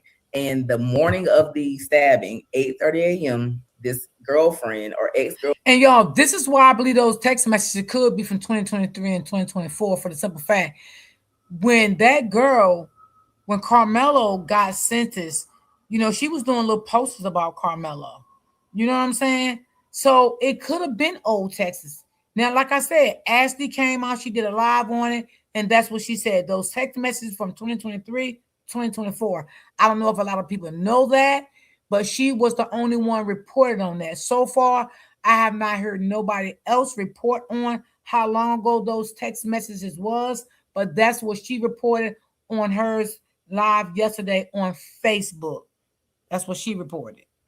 girlfriend goes to an assistant principal at the school and because again, why I believe Ashley, because if he just did this weeks before this incident, or even a month before this incident, these texts was in his phone, they would have used that shit against Carmelo. They was already trying to railroad him anyway. They already knew what they wanted to do anyway. They already knew they wanted to send him down the road. This probably would have got him more time. You see what I'm saying? And also, you remember they said that the girlfriend went to the principal and told the principal, girl, do y'all know that they hated this boy so much they wanted this boy to go in the road? They would have had that principal or that teacher to come to court to testify. Come on now. Come on. That's why I do believe these texts could have been a couple of years ago, but we will see. Tells them, I'm afraid Carmelo is stalking me. I try to break up with him. He won't take no for an answer. I'm really concerned he's going to do something. And 3 hours later, he stabs Austin. This is what how Bill Werski presents it. He says, and then he has these texts about licking the blood off the knife. And basically they say Carmelo was losing it. He was reeling. His girlfriend had broke up with him. He's has stuff on his phone that shows he likes to get into fights, and so he was just itching and waiting for somebody to say something to him that day so he could just snap. So this is how they presented their case. Well, so why they didn't use that in court if this was weeks prior leading up to what happened, if it was a month prior leading up to what happened? Because that would have even put him down probably even more, because they could have said, oh, he planned that. So why do you didn't want to use it in court? Why? Because, again, he didn't want to use it because it was not that relevant, because it could have been from 2023 and 24. That's what I'm thinking, y'all. Y'all can tell me what y'all think about it. Later on in the hearing, when Russell Wilson actually puts the evidence up, it was text messages. So what happened was Carmelo and his girlfriend have some type of argument, but the argument isn't in text, and his phone dies. So when he is able to get the phone onto the charger, then it's like a whole bunch of text messages and stuff go out at like one time or something like that. So it seems to the girlfriend like, I'm getting all these messages like he's losing it, but it was only because the phone had died. Yeah, and she right. When my phone died, or if I'm in an area that I'm not getting services, when I leave out of that area, or if I plug my phone up, but really my phone, I don't allow my phone to die. But sometimes I do go in areas that I don't get service. Like when I go to my doctor's office, I hate it because I don't get no service. Okay, her office in the basement. So as I'm leaving out, getting back on the elevator, everything started popping back up one by one. So yeah, I agree with that, and she is right about that. That happened with phones. So they probably gonna use that as though like he was insane or he was crazy or something like that. But I'm gonna stick with maybe Ashley is right. Again, I wish she could have said more how she found out it was 2024 and 2023. But she didn't elaborate on that. So I don't know. Okay? I don't know. And if y'all follow Sam, the guy on Instagram, he even spoke about it. He even put up a post and he was reading it. The text message was from 2023 and 2024. If y'all follow him on Instagram, y'all will see. Because he also did a video on it and I seen it this morning. And they didn't go out or something to sync to the laptop, some shit like that, right? Okay, so but the point is they put the text messages up. This whole lick the knife thing, it was a text message between him and his girlfriend. And so when you see it, you're like, what? And then he said something else like, I'm on the verge. So let me understand this. The licking the knife was taken out of context? Well, I mean, no, the text really did say, I want to stab somebody, lick the blood off the knife. It did say this, but it's a text message that he sent to his girlfriend. I don't know the context of what else they were talking about. But that's still bad. Let's be honest. It's bad, right? Yes, but Kimberly. When you saw that, okay, so it's text message evidence. Then they have a picture that Carmelo had on his phone, picture with a gun. You don't know if it's a real gun or not, but you know these kids today, it's probably a real gun. right? But he's not. He's just bare chested and holding his gun. So the picture that was going around on social media that kind of leaked, that was a real picture. Okay. Now I do remember that picture now. Leaked. It was in his phone. Who would have had the opportunity to leak that photo? Right. Because the state had it and then they gave it to the defense. So I don't know how it got out, but I do recall seeing that picture floating around. So that was on there. And the whole thing about he has stuff on his phone that shows like the fight, he likes to fight. It was 2 text messages. One, he was telling somebody a story that something happened back in 21 where he punched a girl in the face, but he was saying why it happened. She ended up pushing him. She was picking with him. And then he ended up, doing this. So they're going to try to say like, because you talked about something that happened in 21, it was a real stretch. Okay. A real stretch. And then another one, he talked about getting jumped by some boys because he talked smack about one of the senior football players or something, and they all jumped him. They jumped him, so it wasn't Carmelo fighting somebody else. So when you actually see the text that Bill Werski tries to present, is all of this bad evidence against Carmelo. Trying to make Carmelo and then look I'm going bad, to tell y'all. you what came out about Austin. They should have got rid of him and got a new prosecutor. Okay, so we're going to get into that as to why I say you just let all that shit comes out, and you just let the jury decide what they're going to decide about the case at that point. So they go through the gentleman's agreement, and they talk about the big argument about this agreement is that everybody followed the agreement. So even through jury selection, the defense is following not bringing this up. If you all recall, and Russell Wilson talked about this towards the end of today when he had Mike Howard on the stand, Mike Howard made a Batson challenge to the 3 black female jurors that were struck by the state when they were doing jury selection. It was at the end, it was the last 3 black jurors. They were teachers, they were educators, and they struck them. And so he raised a Batson challenge by saying, Judge, I believe that this was a racially motivated, strike. Make them give us a race neutral reason. And so the state says their race neutral reason was that they were teachers. A lot of the witnesses testifying were students. This happened at a field, with students. They felt like the teachers may be sensitive to that stuff and may be biased. Well, guess what? Some of the stuff that they kept out about Austin and Hunter was that they used the N-word a lot. And there were a lot of videos on Austin's phone of him bullying black kids, picking with them, throwing water on them, just messing with black kids. And he just would record these videos. So now if any of this evidence comes out and you got 3 black women on the jury, what do you think gonna happen? We're gonna be mad. We're going to be mad. We're going to look at this case, and I'm not going to be sympathetic to Austin. I'm not going to feel so bad, right? If I hear that you're using this N-word, I might feel like Carmelo might have been justified in his actions once I hear all the racial things that you get in trouble for and that you do. So when this Batson argument is raised, because of this gentleman's agreement, Mike Howard couldn't even argue that to the judge. He can't say, Judge, Austin used the N-word, and I think they're striking these jurors because they don't want them to hear this racial stuff that's going to come out about the victim. He can't argue that because they agreed that they weren't going to bring up this character evidence. So Russell Wilson's whole point is the defense was bootstrapped the entire trial and operated under this agreement, all to get to Carmelo getting ready to testify in the state. We never anticipated the defendant testifying. If he testifies, the agreement doesn't cover that, And so they're trying to say that the state, you reap the benefit of the agreement. Your entire case was done and closed. And then when Carmelo gets ready to testify and the defense is doing their thing, now you want to say that they opened the door on opening and you're not going to honor the agreement anymore. That's not fair, is what the defense is arguing. And Russell in his opening was like, that's the problem, Judge. The state got this unfair advantage by operating under this agreement until it was time for Carmelo to testify. Then they don't want to operate under it. And now his attorney can't go back to the beginning. He can't go back and now cross-examine people on inconsistent statements and impeach people that the state called. He can't go back and fix it. So that's what they're saying, like that's a problem, Judge. And that's not structural error, though. That doesn't get you a new trial per se, but they're just raising unfairness that happened in this trial for the judge to see.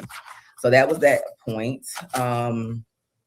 He starts to get into the provocation issue and how the third element of the provocation was missing. And so the judge shouldn't have given this provocation instruction to the jury. And so before the jury deliberates, the judge gives jury charges. And so the defense's argument is that this prior difficulty provocation charge that they gave was improper. And because it was given improperly, that it swayed the jurors to use the evidence in a way that they shouldn't have, which led to Carmelo's conviction.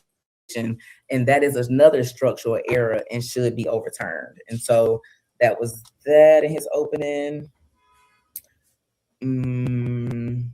Hey, Candy girl. I was right now like almost every word. Oh, okay. So when they're researching, oh yeah, them thugs beat their mama, them Texas thugs. Closure, they said that Roach's interview, that they scanned cases across America, so outside of Texas, and they could not find any closure like the closure in the Carmelo Anthony case that wasn't supported with findings on the record. So they're just basically trying to show the judge like such gross negligence happened in this case that this closure was unsupported by American jurisprudence. I've never heard that before in a case.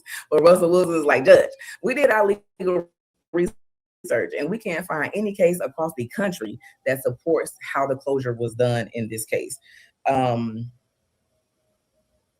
And so then the state, though, disputes this whole thing and says that basically the defense knew about the closure. They didn't raise this argument when the trial was occurring, so they don't get to raise it now. They get into this, and I didn't see at first how it was relevant, but they get into the termination of Mr. Jackson. So remember I spoke to you all about how the judge brought in Russell Schaefer. He was the public information officer now. Well, the very first public information officer that was put in place when this case first started was a Black man named Derrick Jackson. He basically was the person who designed the Google form that the First Media had to fill out to request entry into the trial. He worked with the judge and the county and the DA's office for the 10 months, about 9 months or so to get ready for the trial. He was the person that was handling all of that. He got in trouble. So what happened? So they bring him. Okay, let me finish though, because I'm getting off track. I just want to stay in order. All right, so that's Russell Wilson's opening. Yeah, now the state gets up. And the first thing out of Bill Werskey's mouth is every single decision was with the consent of the trial lawyers. That's his first statement. And he said that yesterday. Judge, I know you're hearing all this stuff that this second team has issues with. The first team was consenting to all of that. So that's his thing. Like, they didn't object to it. They went along with it. And then he goes to say, like, they were looking out for their client. And so they couldn't go through the first trial, benefit from everything, look out for your client, and then now when the verdict doesn't go your way, you get this appeals team, and now y'all are raising issue with everything we did, but you actively participated in everything we did when we did it. And so he said, and he has this thing where he uses a lot of, I guess, like Southern terms or whatever, like old school. He said, is too cute by half. That's what he said. I never heard that before. But he does a lot of these little phrases that he uses when he's talking about this. So basically, he's just saying, like, don't be cute now. Like, you benefited from how we handle things. You were basically, Bill Werskey says that everybody was so concerned about the threats in this case, about the death threats that Carmelo had. And that's why the judge had this paper docket. That's what he called it. He said it's not a shadow docket. This is a paper docket. So there are actual filings. They were just done in paper. And this is when I told you all earlier that he kept harping on the fact that we were doing all of this to protect Carmelo. He actually said, this is how, he said, let me see, hold on, get this right. He was pissed off about the shadow docket. He said those two words should never be said. Yes, he Lord. Said that's the way we do business in Texas. Kimberly.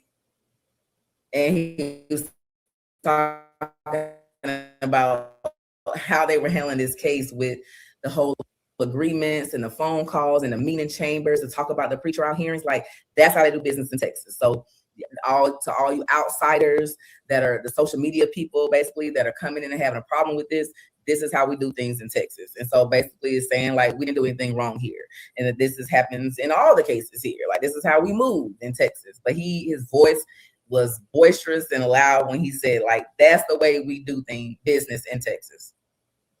So he said there are plenty of off the record combos. That's how we do it here. So when I tell you he was very defensive the entire day, he said, I can believe it. But look, guys, this is his opening statement.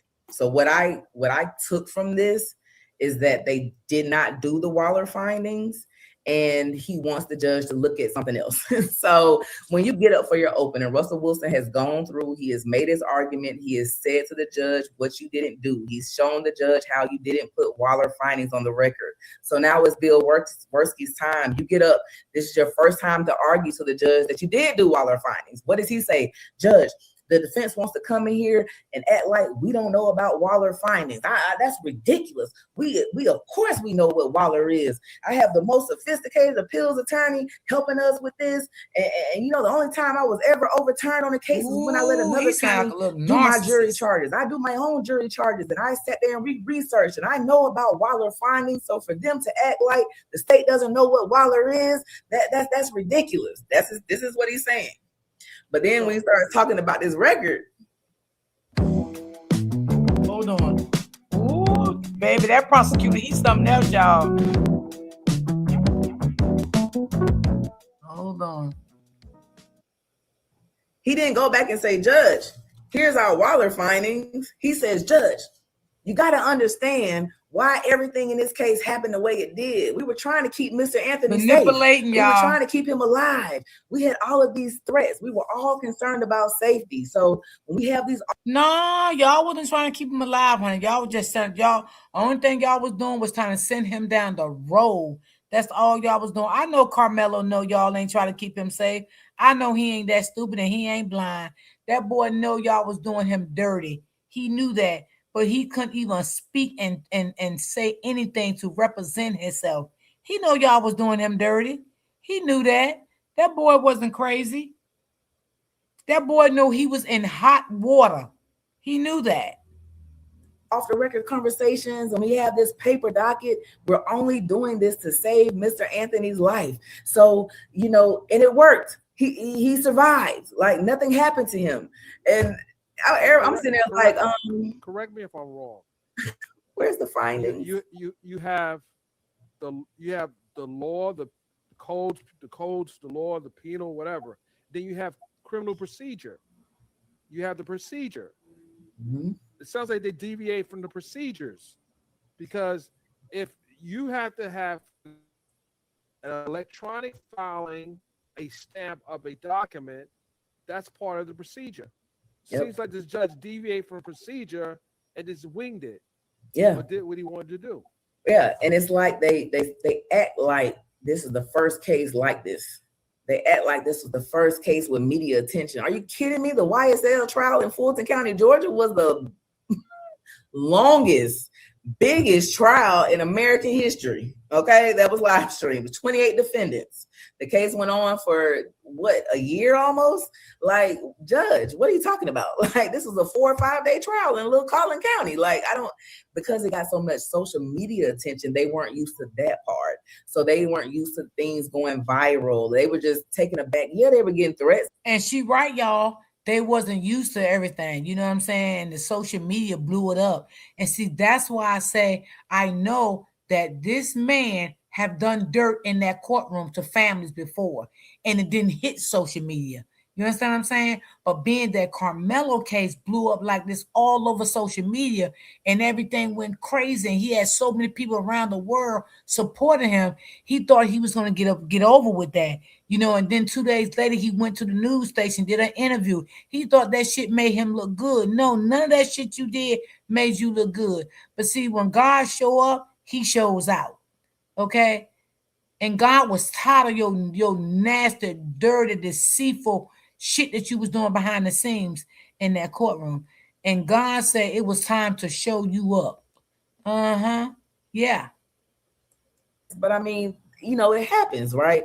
But so it shouldn't take you off of your mark to how you perform in a case. So, right, to your point, they skirted all of that procedure. But like Bill Worski says, that's the way we do business in Texas.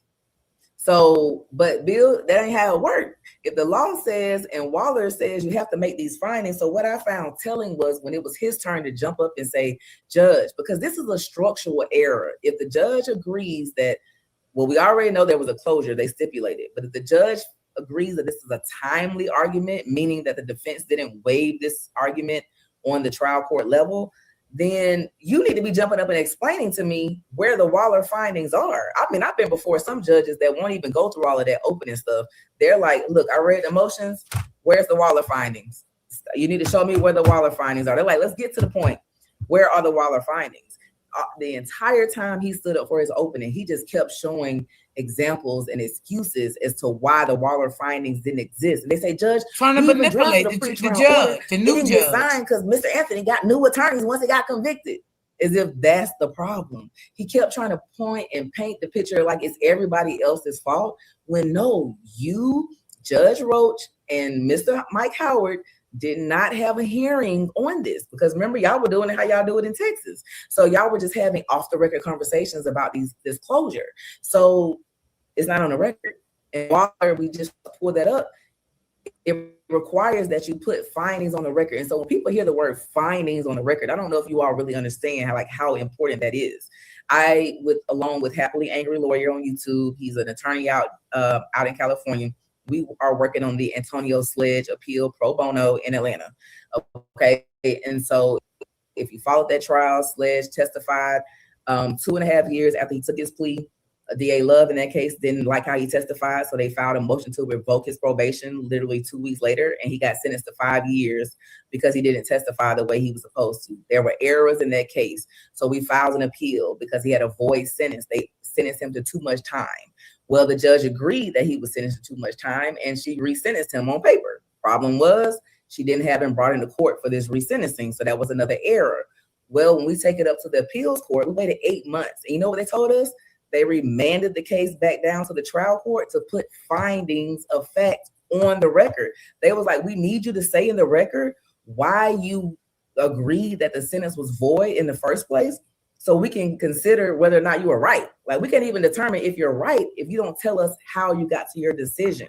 So when we are speaking about findings on the record, you literally have to put in your order or on the record, so it's in the transcripts, why you did certain things. So you can't just say, I'm closing the courtroom, time, place, and manner argument, safety. Like, you can't just say, you have to put your findings. You have to show that you considered reasonable alternatives, such as the overflow room or streaming an audio to the public. Like, it has to be in the order. So if that is the legal question, Bill Worski, when you jumped up to make your opening statement, why weren't you showing us how the findings were in the record?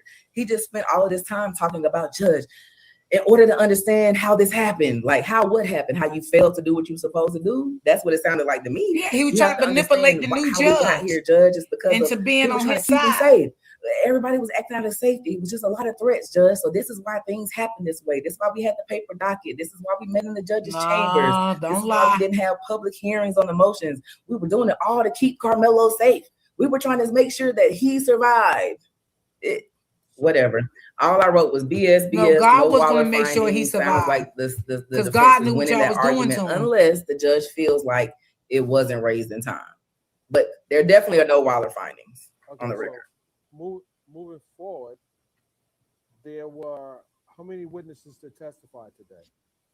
Oh, wait a minute, because I want to finish going through his opening, because this is when he starts talking about you content creators.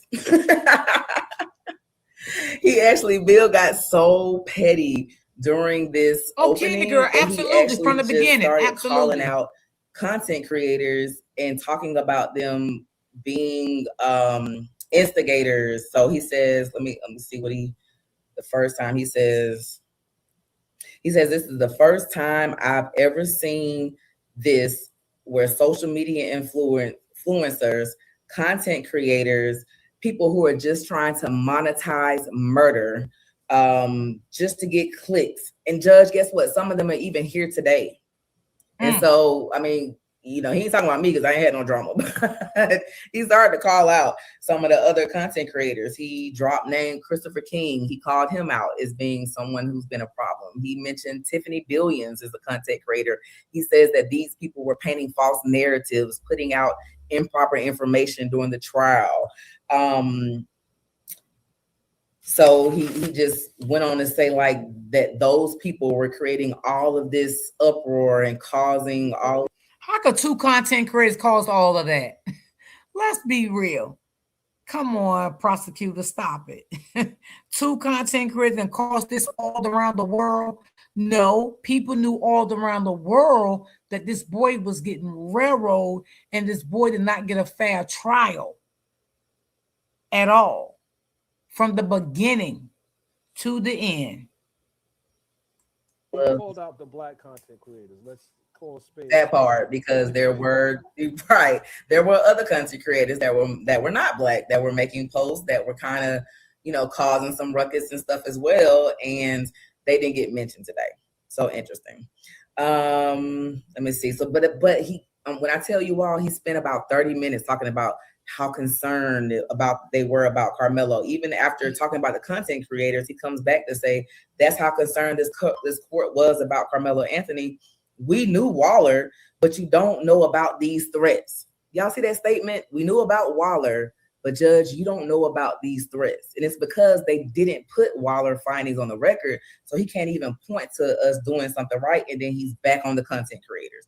When I tell you Bill Worski was very petty today, he kept taking jabs at content creators and everything that didn't have anything to do with the motion for new trial. He was deflecting. That's what he was deflecting. Yeah, he was deflecting because he didn't have that legal He argument. definitely was. You go to school, you go to class, and then you don't have your homework. So now he definitely was deflecting and being a manipulator.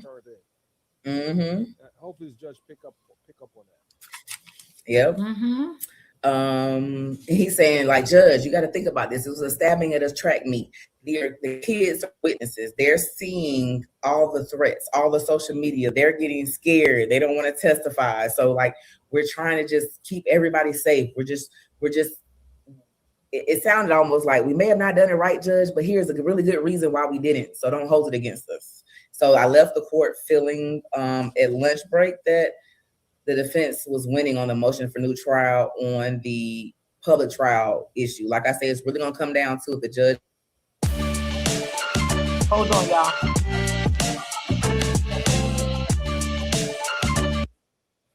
Feels like the defense just waived that objection or not. Let's see. He really talked. I'm flipping pages and pages. He's still talking about the threats and keeping safe. He brings up what did he say about Christopher King?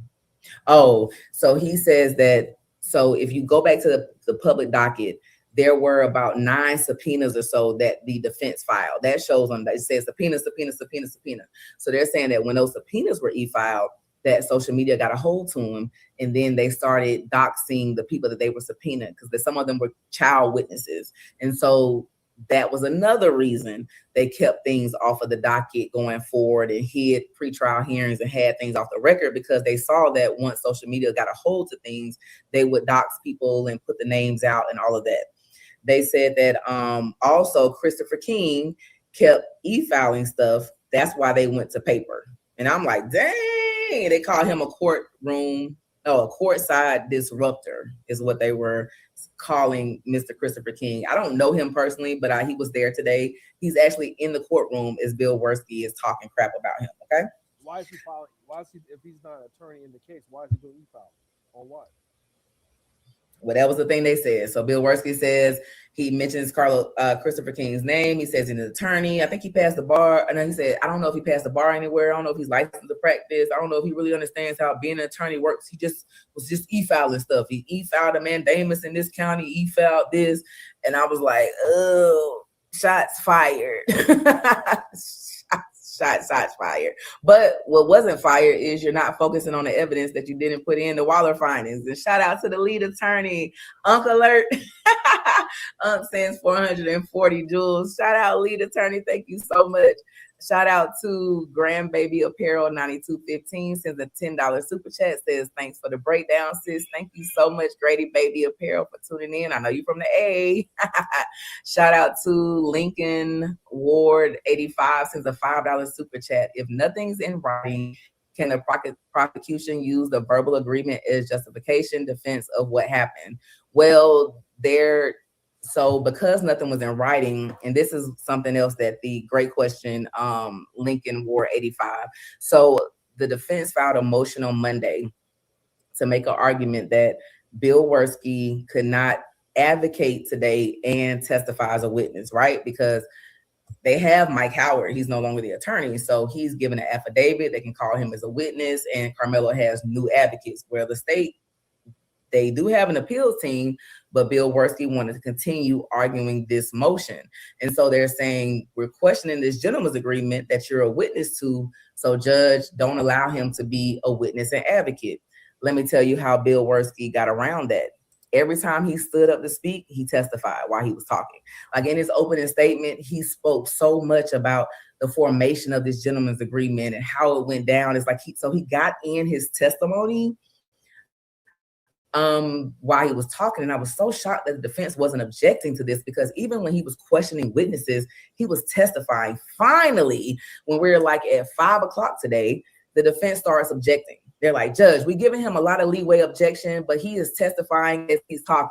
But it's like, nah, you done let him do it all day. He's got all this stuff into the record and into the judge's ears because he's been doing it all day long. So that is how he'd handle it. They didn't have to call a witness. He just ran his mouth a lot and put a lot of stuff on the record as he talked, as he just asked wanted questions. to flex. That's all he wanted to do. He wanted to flex. He just had a lot of off the cuff stuff to say today. Like, I'll get to it, but when they had the first witness on the stand, he wanted to make everybody look bad. You know, I really always thought Mr. Jackson was a great guy. Permission to shake the witness's hand, Judge. What? Yeah. On one today. It was really weird. Bill was trying to disarm the witness. That's what he was doing. But it was a lot of that. It was just really weird.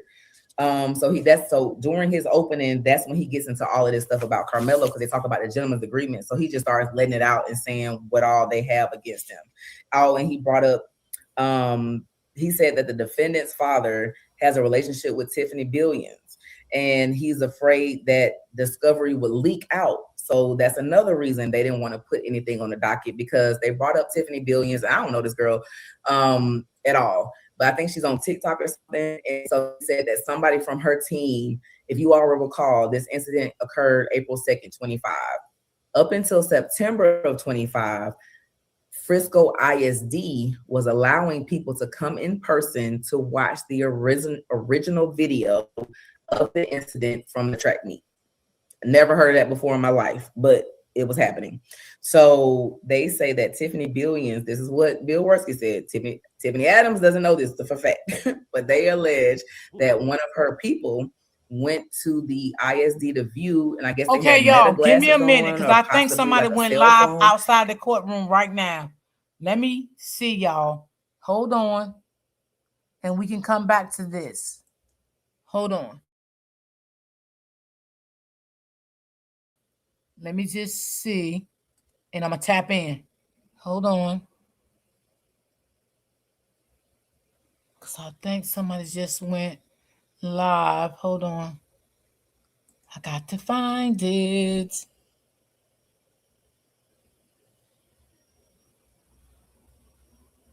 I know I just seen it. Okay, hold on. I think it's here, and we'll come back to that one. To Werski being able to testify as a witness when you were just serving as an attorney. So let's check this out, y'all. According to the, code 3.8 mil, Werski has this draft in his hand, and he's standing there all conceited. He's walking around in circles and making his little snobbish remarks, but he approaches the judge's bench to pass him the documents without even asking, Judge, may I proceed? Can I approach? And then he acting up again today. I noted that when Russell was speaking, before he could finish speaking, the judge gonna step in and say, what did he say? Worse than you can proceed. Yeah. While Russell was cut him off. The judge, he cut Russell off too. I'm gonna tell you, Mel. So I want you to be prepared. You know, I know you're looking for a certain outcome. Maybe that outcome will happen, but don't be disturbed if this doesn't go the way that most people are expecting, because it's shaping up to be quite intriguing. That's all I'm going to say about it. Yes, it is. It is, Mel. And like I just said previously, and I hope everybody else can see it like this too. You're trying to make a valid point as to why you feel like the public was restricted. Let me back up. Yesterday, hold on, before you do that, any of our members, make sure you put your questions. I want to have the members' questions answered by our reporter. So put your questions in the comments. I'll definitely have them presented for you. Also tonight, we're going to be back on at 6 o'clock. We have exclusive information about Nolan. You're only going to hear it here first. It's going to change the game in regards to this case for Nolan Wells. But then at 8 o'clock, we're going to have the twins back, and also we're going to have Selena Charles back tonight and some attorneys to really break down this case. And we're going to get a chance to hear all of the things that Carmelo and the Metcalf twins, their deeds that were done in the past. We're going to go through all of that tonight. Well, we hear it already. Thank you guys very much for tuning in. Hit the like button, share, subscribe, put your questions if you are a member, and I'm going to have the reporters explain it to you. Go ahead. And Mel, so what I wanted to point out was yesterday was a contradiction, from Worski. I don't understand how he's going to be a credible witness, at this point, because yesterday he stated that, the threats were so severe, it was so ongoing, and it was such a high profile case that when we had to do what type of swab did they call it? Buckle. The buckle swab, we had to bring Carmelo Anthony in through the back. We had to sneak him in through the back so no one could see. And then when Howard gets on the stand and Russell asks him, can you tell me, how you guys entered this building for this specific swab? And Howard goes, we came through the front. We came right through the front. And we went to the room. I think he said I don't know if he said to the right or left. I documented. And it took about 5 or 6 minutes, really quick. Mel, a blatant contradiction right there. Like, how do you expect us to trust anything that you are saying? And to that, I'm going to say this again, Mel. I understand. I'm listening to him, what he's putting down. He's trying to use these high-profile cases, such as very high-profile, where you have the DAs being murdered in Kaufman County. It's so ironic that you choose this case to talk about for this judge that comes from Kaufman County. You want to talk about a high-profile case where you guys had to do this, and this to secure, make the defendant secure in different things. The DA was found murdered. I think in that one instance he said something about someone and their husband was found murdered. One of the things that I noticed though with this, I'm listening, these are very high profile because these involve officials. The DA, you're talking about police officers. He referenced this one time in Collin County for the very first time. I think he said 2017. Don't quote me on it. I got to look at my notes. There was this death penalty case, I think, that he was trying in Collin County. And so to keep the defendant safe, what they did was unarm all of the officers that were inside of the courtroom that day watching the trial. So they took their guns and things away. He said they didn't agree with it, but they took it just as a measure to make this, make the case safe. So he's giving all these points trying to say, hey, this is the reason why, we feel like the restrictions were necessary. And I might tell you that Russell said, objection, irrelevance. We don't understand the relevance to this case. And of course, Mitchell then turns around and said, well, if you can show this is just showing you, basically examples of why the high profile thing is, why it's so concerning, why we take the steps, the precautions and things that we take. And then the judge goes overruled. Yeah. Right. Ask your twin, does she think that this case is going to lead to Carmelo getting a new trial? Mel, it should. It should. You said, yeah, I feel like it should, Mel. I'll tell you. Let me tell you something. This case has been traumatizing in ways mentally that some people just will not get. When we were sitting in that courtroom and we heard Russell say the defense rest, so we all got nervous. We started shaking, Mel, because the last time we heard the defense Ooh. rest, do you know what happened? This child ended up with What 35 years. We didn't understand. There was a long break that no one could understand why it happened, and then this child ended up guilty with 35 years. So we heard about the 12 witnesses yesterday, but today we rest and we're like, wait a minute, what happened? What are we doing? We're still trying to understand, Mel. We're still zoned in, tuned in, taking these notes. But to your question, I want to ask this. Even if the judge finds relevance in the DA's I hate when I hear people say, "Oh, you only gonna hear it on this channel first." Nothing out here that a YouTuber don't know. Every YouTuber know the same thing. It's just that who puts it out first, who put it out second. I'm always the type of person, y'all. I don't roll like that. I don't care about putting out stuff second. I let people do their thing. I talk about it when I want to talk about it. Okay, so a lot of people do things for clicks and views and all that stuff. I never was a person like that. Anybody follow me for a while can always tell you I was never a person like that. I don't care about all that. Yeah, you're only going to hear it over here on Royal D first. And no. If you hear it from me, you hear it from me. That's it. And that's all. not the DA, because that's Mitchell, the prosecutor, Worski. Even if they find relevance, in them stating this is why we feel like we had to take these measures. And a lot of people do You that because they still need to monetize understand and consider their that the supporters, defendant was send them supposed all to this have super a stickers and say-so super in chats and all all of that. this. I'm Or there not was supposed to monetizing. be some type of discussion with this young man, and he was never I present. just put a link There at the was a bottom. clear Anybody want to violation donate to my of little his link, rights, Mel. they can And so I donate. understand that you may have offered this in good favor, but in doing so, you have indeed, my friend, made a grave mistake. We believe this man should be granted the trial that he needs to in order to correct this. And that's how I feel, Mel. I'm telling you what I'm watching inside of the court. I can't say for certainty that he's going to walk out of here or he's going to be granted a free trial, because I'm paying attention to every objection with the exceptions of two from the defense being overruled. And he also instructed. We all know Carmelo has a dream team. He has 6, I believe, including Gary, but Gary's not. I don't see Gary in the courtroom today. There are 5. Each one at points of times they'll get up and say that they have an objection, and the judge told them that I want to ask that you refrain from all of the attorneys objecting, out of fairness for the prosecution. Mr. Wilson, if you want to object on behalf of the team, that's fine. But he asked them, as a part of the team, not to do that. And Mel, if you can, when you get time, I want you to look into that and see, is that a thing? Is that a thing? Like, can you do? Hey, these people, they earned their titles. Mel, they earned their degrees, their licenses. I want to know, do they have that right? As a 5-man team, 6-man team, whatever it was, that alarming. Mel, I don't have my law license, okay, so I can't say what is or not. But if you can look into that, and find out, or look into even 3.8, then that'll be helpful. All right, very good. Let me ask you this. What is the mood among the people that are attending today? So, man, I'm going to be honest with you. When Russell was on, we were all, I was tuned in. People was, tuned in yesterday when we got the information about Carmelo's cell phone and we went to break, it kind of jabbed everyone, right?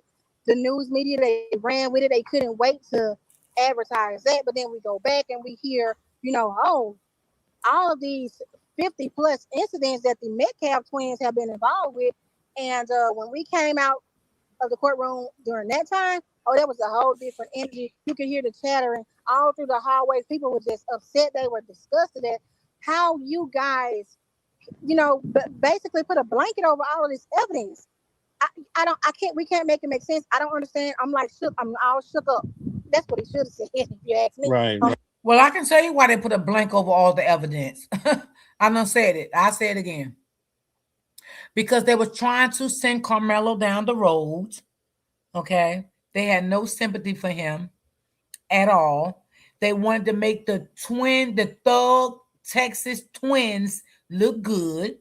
They didn't want none of the thugs twins' Texas dirty laundry to come out. Again, if these Texas knew, I don't know. Again, the girls said it was 23, 24. I don't know. If that a possibility, that's why they didn't use it, but they used that against Mike Howard so they can make the twins look good in the light of the judge. So it wasn't really about these text messages when it came to Carmelo if they was back in 2023 and 2024, because they couldn't use that against them anyway. Look how long ago it was. But again, will they bring it up in court? Yes. So what he did to spin the narrative to make things look good for the thugs, right? He went to Mike Howard and said, listen, we're going to keep this out of the courtroom about Carmelo, and we're going to keep this out of the courtroom about the twins. But it was really to protect the twins, not Carmelo. Now, again, if these texts was new from 2025 or 2026, or they was weeks prior to the incident, or maybe a month prior to the incident, yeah, they could have said, oh, this was planned. Y'all see what I'm saying? But this was all to protect the Texas thugs. Right. But today, Mel, with Worski up there, and I might want to add this. We're watching him perform when he's putting on his case. He's yelling, he's acting emotional in other times. But now when you get on the stand to testify as a witness, you want to try and conduct yourself in an humble manner, like you're so respectful. No, dude, the gig is up. We already see how disrespectful you are. And I do not blame Carmelo for feeling like this man runs the courtroom, especially when you just approach the judge at your own will. You don't even ask if you can approach. You don't even ask. Okay, so is all of the dream team speaking up? Have they all took turns or no? The attorneys. Russell has done most of. I don't think any of the others have spoken. No, it sounds like he's not there, but he just get people to come up on his panel when it breaks and tell their story about it. And it seems like this prosecutor controls the courtroom. Yeah, because he did that in the first trial. Now it seems like he's trying to do the same thing now. To control the narrative, to control the courtroom, control the power, all of that. That's what it seems to me. No, for objections, are you saying to present the case, or are you saying to object? Present the case and tell us both. So Russell is the main one. Russell is he's the head honcho in this one. He's the one that's asking the questions. You can see the other attorneys communicating amongst each other, passing notes and things to each other. The typical thing that attorneys do, but they are not standing up presenting the case. It's Russell.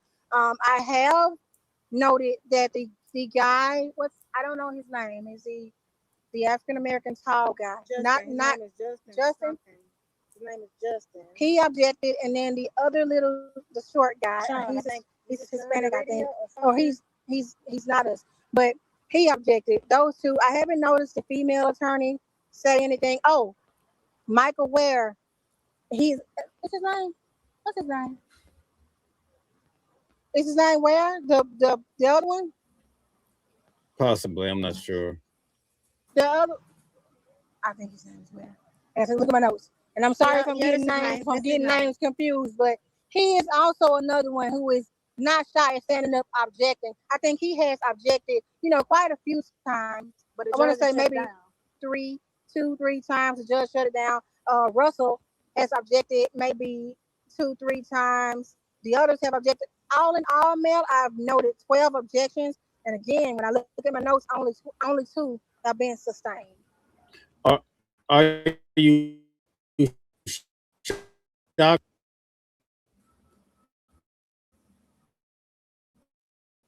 that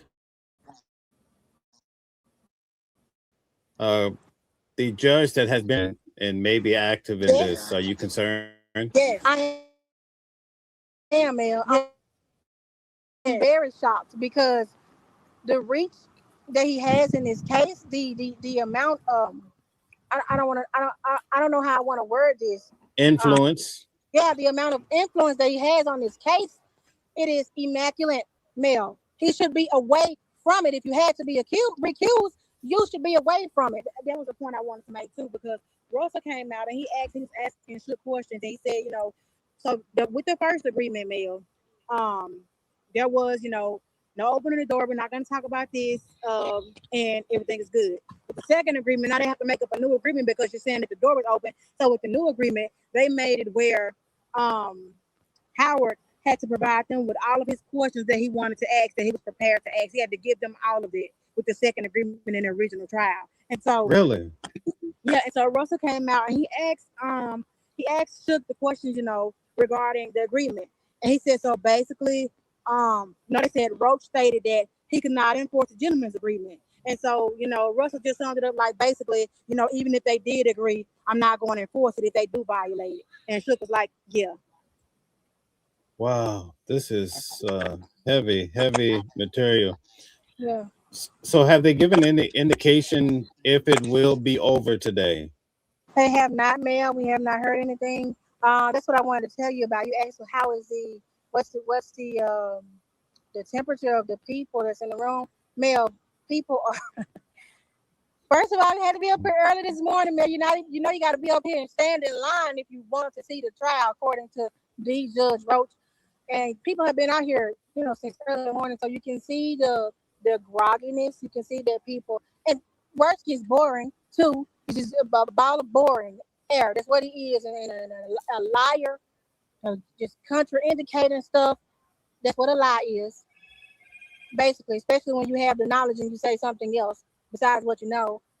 Yeah, but anywho, Mel, it's not as vibrant as it was when Russell was in there asking questions. You got to listen to Worski tell about how this DA in Kaufman County ended up dead. I wonder what they should do. And then how he was a part of the Texas 7. That was the group of, I believe, lawyers or something, where 7 inmates escaped and 6 of them were caught alive, and they were all tried for the death penalty, different things and stuff like that. They don't have nothing to do with Carmelo. We want to talk about Carmelo. Okay, tell us about Carmelo. Right. Not that, because these are officials. Again, they're government officials. That's why it's high profile. We're talking about an 18-year-old at the time high school student. Was it 17? Tell us about tell us a couple things. Carmelo, how was he dressed yesterday versus today? Now, yesterday he had on the blue suit when he came out. I don't know what color the bow tie was, because it's only a quick glimpse, Mel, when we see him.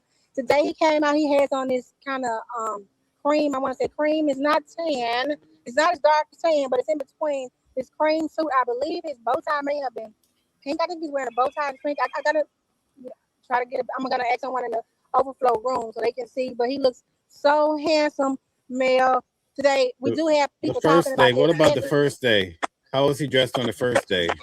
The first day they brought our baby out here in an orange jail prison suit with these chains around his waist, these shackles on his feet. He can barely walk, Mel. He's tipping, trying to, I guess, not trip and hurt himself. But they brought him out here. Some people from the main courtroom say, oh, he looks like he's gained a lot of weight. Well, on the first day, we were in the overflow room, and the jumpsuit looked so big, you can see him, the thinness up here. We were looking like he's lost weight. Mel, it looks like I don't think he's ever been this big guy to begin with. He's always been small frames. Does he have a fresh haircut or no? No, he doesn't have a fresh haircut. Are you saying, like, does it look well groomed? Kept. Or does it look like he has groomed? It looks well kept. It looks well kept. It doesn't look like he's been in there for. Yeah, they give you haircuts in jail anyway. That's the crazy question. He's been in there without a haircut. That's not what we're getting. And that's irrelevant. We're getting a young man. That's what we're looking at. And I want to say something about this too. People are talking about this sketch artist, the way that she drew him. He looks nothing like that. She has him looking like he's a 40-year-old man. I even think I see some gray in his beard or something. No. She drew Judge Mathis. No, I'm just joking. Mel, yeah, that's not Carmelo. I don't know what you see, lady, but they need to bring somebody else in here. If you can't get that right, That's not how he looks, Mel. I had to look at his face and see if he has any facial hair. He doesn't have as much as she drew. Okay. I don't know what message you're trying to put out to the people, but to me, you're sending, some type of sarcasm and say, "Oh, this is how he'll look by the time he does get out." Mel, it's just disrespect and disgusting. What about the girlfriend? Is the girlfriend there? The girlfriend is here. Russell, I believe, asked Shook if he recognized the girlfriend in the courtroom today. And he said that did he say he never met with her? He's seen something before. I think he said This is the girlfriend that claimed that Carmelo was stalking her. Same girlfriend, right? Yeah, this is the same girlfriend, which is why we are all trying to. When we just walked out of here, a few minutes ago, people were like, "I want to know if that girlfriend really did what they're saying she did," Because you don't play about that. You don't. Yeah. do that. What is this that they're what is it that they're talking Right. about? Now, that I'm trying to figure out too, y'all, because if the girlfriend did all this, why would she be there? Why would the mother even allow her to be there for her son? Because me as a mother, I would have never allow a woman to come back to the courthouse for the second time to sit with me, talk to me, or be around if you did that to my son. So that is questionable. You know what I'm saying? Because maybe she didn't do it. We really don't know. Excuse me. It's going to be for the mother and father to speak out and clear that up. Until then, we're not going to know what it's really about. So I definitely agree with her. And we're waiting on the clarity behind it. I do know that Howard said that they had witnesses available and ready to testify at the previous trial, but I don't know what happened with that ordeal. There's some discrepancies with people that are attending the hearing. So I just want to ask you this. Some are saying that the day that Austin was killed, that the girlfriend claims that Carmelo, he sent a picture of the knife and said, "I'm low-key on the verge." Some people are saying it didn't happen that day. It happened back in 2024. Can you guys confirm when did it really happen? Yeah, I did speak to someone. I wasn't able to capture the date, and I know you don't want to rely on other people's information, but I did speak to someone this morning and asked, were you able to capture that date? Because, we don't have the date. This other lady told me that she had the date, but she didn't have the notes. But they said it was in 2024, 2-3 years ago when that happened about the. Didn't I tell y'all? I told you. That's what the girl actually said on her live last night. It was back in 2023 or 2024. That's what she said. Text message, and It was pertaining to Roblox. they said, yeah, something came out about it pertaining to something I don't know. There's been nothing shown in court to say what it was pertaining to. They did say in regards to the text message where he said, "I'm low-key on the verge." His defense, Howard said, at the time his phone died. So whatever it is he was trying to send, it didn't send thoroughly or completely, but we were able to get his laptop, which syncs with his phone, and we were able to determine what it is that he was talking about. I want to say one thing, in regards to that text message, Mel, that I'm low-key on the verge. Without this young man, giving you information or insight as to what he's talking about, he's talking to his female girlfriend. They could be being freaky, if you know what I mean, Mel. He could have been saying something in that context, like, "I'm low-key on the verge of," you get where I'm going. So what I'm saying is, without the information there from Carmelo, how are you to project whatever he's talking about? That's true. That's facts. Right. Now, from what you do recall, or if you could get the exact answer, was there a picture that coupled along with the text message? In other words, he did send a picture of the knife and then said, "Listen, I'm on the verge." Mel, there was not, and I don't know who told that bold-faced lie, but they need to stop it. Don't they see what lies are doing to the case? Don't they see? No, there was no picture of a knife shown. There was only that text message. Notice that I just said there was no context to or around that text message. If he sent a knife, why would I say something like, "Oh, he could have been saying that he's on the verge of doing, being freaky with his girlfriend"? Come on now. No, there was no picture of a knife that came out, Mel. No, absolutely not. So I want to ask everybody, please hit the like button, share, and subscribe. We're giving you the news right from the courtroom, top notch, heels on the ground. Keep supporting the channel, hit the heart buttons and so forth. We're not going to keep them their entire lunch break. We're going to have them back on tonight to talk about the deeds of both sides. We're going to talk about both, right? We're not slanting this in any way. So give us some closing remarks from both of you, and then we're going to let you focus on what you have of your lunch. Go All ahead. right, what I want to say, you guys, in reference to this, is we're here, we're documenting, taking notes. We're trying to make the information available that was once before not even available for us. Sitting inside the courtroom is a different feel. You don't have to rely on, what someone tells you. You can see it for yourself. I want to ask that you guys remain optimistic, even though we're looking at, we're identifying some issues to me inside of the courtroom. Just remain optimistic, because I'm still, pointing out this motion for new trial was based off of not only one circumstance but two surrounding this. Okay, and even if you're going to find content irrelevance in what Worski is saying, still understand that Carmelo had a part. He should have had a part in all of this, and it wasn't given to him. And even Right. though you may I have agree. missed something out of good Absolutely. faith, you screwed up. So that's what I have to say about that. Mayor, my sister went over there to the car. Okay. She went over to All the right. car. What? A Are you lot coming of back? a lot of people are saying you guys are so amazing. So I just want you to know that. Keep up the great work. Thank you for all the details. Now you get a chance to see what I do on a day to day. Mama Flips does it too. A lot of us do this. So it's nice to have you guys holding down the fort, and you have the heels on the ground. We appreciate it. There you go. Yeah, so guys, I just want to let you all know that now is the time that we need the prayer warriors, like for Carmelo, because it's one thing to hear it, but to see it, and it's like it just literally just slaps the shit out of you.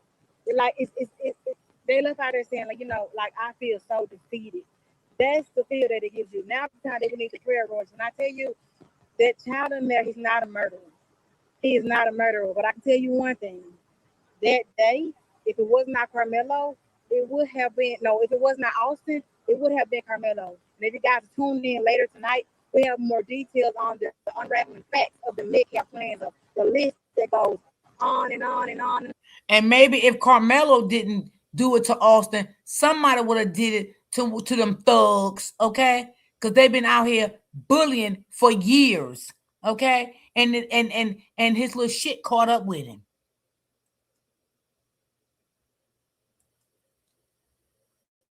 On, like the Energizer Bunny, just stop. All right. Thank you so much, guys. I want to thank you. You're doing a great job. We want to thank you for all the work that you're doing. We're going to let you go at this time. We'll be back on 8 p.m. With you guys. So we're excited because I wanted to really hear more. I think you said there's 53 different occurrences where the Metcalf twins were doing some ill and evil things. All right. So we're going to get to that. Along with, we also talk about what Carmelo did too. This is not a one-way street. We're covering this case from both angles to try to understand which way the judge might go. So thank you very much. All right. I want to say goodbye until tonight. Right. Goodbye, Mayor. Well, good. See you later, Mayor. See you later Okay. tonight. See you See you later. later. Watching the World family. All right. Hey, you guys are amazing, man. All right, y'all. Let me go. Hold on. I think you have me beat when it comes to this, but it's all good. You have me beat. They have me. All right, let me go back.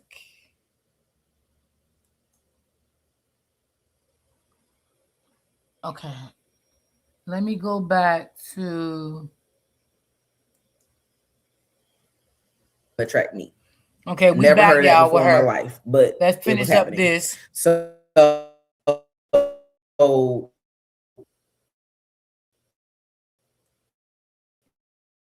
they say that Tiffany Billions, this is what Bill Worski said, but they allege that one of her people went to the ISD to view, and I guess they had Meta glasses on, or possibly like a cell phone, and they took some video footage of this video and released it. And so they say when they saw that happen, they're like, oh, we like that, because you did Waller and them is the reason for the state acting in secret and keeping all this stuff off the record. It's just, it was ridiculous. He talks about how, I wrote BS. What did I put BS? Okay, so this gentleman's agreement, the state says that it never covered Carmelo Anthony not testifying. And that, I mean, Carmelo Anthony testifying. And, you know, I put BS next to this, and that was a lot of the back and forth when Mike Howard testified. And y'all, at one point, it sounded like Bill Werski was crying, okay? Because as he went back and forth with Mike Howard over this breakdown of this gentleman's agreement. It was really weird. I'm going to mock it and go over it in just a second. I'm just trying to, like, you know, kind of follow my Okay, notes, y'all, I stay know in I'm order. back and forth, y'all. Hold on, she just did an Let's update. see. Let me go to her update, then we'll come back. Y'all probably say I'm sick of Miss D shit. Hold on, I'm just trying to keep y'all updated on. Let me see, because she just did one 28 minutes ago. So let's check it out what she said. Good afternoon. It's the Fit Lawyer ATL, and we are on a lunch break now from day 2 of the motion for new trial for Carmelo Anthony. Carmelo Anthony was brought into the courtroom again today in a suit. It's a light gray suit that he's in today. And again, the attorneys asked for him to be unhandcuffed. Shout out in the chat. I saw Kia Elder is a moderator here saying hello, everyone. Shout out, Kia. Thank you so much for always being present and liking, sharing, and subscribing to the channel. Thank you so hot this morning. Fizzy's attorney. He's also Carmelo Anthony's co-counsel from the first trial. He took the stand today, and Russell Wilson cross-examined him. He put his, background on the record and had him testify about his relationship with Bill Werski. They used to work together in the DA's office. They talked about them speaking at CLEs in the past. They tried high-profile cases together. Actually, I'm not from Texas. I'm from Atlanta, but there was a case in Texas, the Texas 7, and Bill Werski and Toby Shook worked together on that case. They talked about being, really good friends. They met back in '94. So they're really good friends. And the purpose of going into that was because of this gentleman's agreement started with a conversation between Bill Werski and Toby Shook. They went on to talk about the gentleman's agreement, and Toby Shook said that Werski gave him a call one day, and they had previous conversations about the case, but on this day he called to make the offer, and he mentioned something that Toby Shook was unaware of, and it was Carmelo's, and this is a stalking incident with the ex-girlfriend. And so Toby hears this, and he then has a conversation with Mike Howard, and they discuss taking the deal so that they can keep out this information. Well, at the time that Mike Howard is brought the information about this alleged stalking from the girlfriend, the ex-girlfriend, who is here in court, they are still together. She has come every day to support Carmelo. They investigated it, and they said it's not what happened, and Mike Howard was ready to deal with that at trial, so they didn't take the deal. But as things went on, they got more evidence about things on Carmelo's cell phone. Bill Werski offered the deal again, and at that time, they decided to take it. And so they talk about it was a few phone conversations between Toby Shook and Bill Werski before they actually had this big meeting with the entire state trial team, the head DA, Toby Shook, Mike Howard, and Ms. Gupta, the defense team from the original trial. They met in the grand jury room to discuss this gentleman's agreement. And so the point of mentioning this gentleman's agreement is talking about how it all broke down, right? And so as they're talking about it, so they come up with this agreement. It's not memorialized in writing. The judge is aware of it, but it's all off the record. Because remember, yesterday, Bill Werski says that's how we do things in Texas, right? We do a lot of off the record things. So what they were doing when this agreement got made was that they would take some of the witnesses' testimony and they would actually break it down to decide what exactly would open the door to character evidence. They mentioned Tiffany Whitaker, and if you recall from the trial, she was, I think, like an athletic coach and working with the track team, but she was an adult there. and had the first contact with Carmelo before he went with the coach. And so what she said to police that day was that Austin was known to be aggressive and that he talked that like in a loud, boisterous way. And so when she tested because of this agreement, that is a statement that they were agreeing couldn't come in because it's character evidence against Austin, right? So because of this agreement, when Tiffany Whitaker testified, they were going to be required to not cross-examine her on that previous statement about Austin, okay? So those are the type of things that the defense gave up by taking this gentleman's agreement. They also talked about, so the state's whole point, why they said they... I told y'all, it was all about the thug. They didn't want to make him look bad, even though he's not even here anymore, because they wanted to railroad Carmelo. So the two thugs, the Texas two thugs, they didn't want to bring nothing in on Austin, which is the deceased brother, right? Because that would open doors up for the other thug, right? So that's why they didn't want none of that in. They didn't want none of that in because they knew what they wanted to do with Carmelo. You heard what she said about the girl, the stalking thing. That wasn't true. You see what I'm saying? So now I do believe those text messages was from old text messages. I do believe that, because why would that girl be in court today? Why would she be in court today? And I'm going to tell y'all something. I don't believe she talked to law enforcement at all.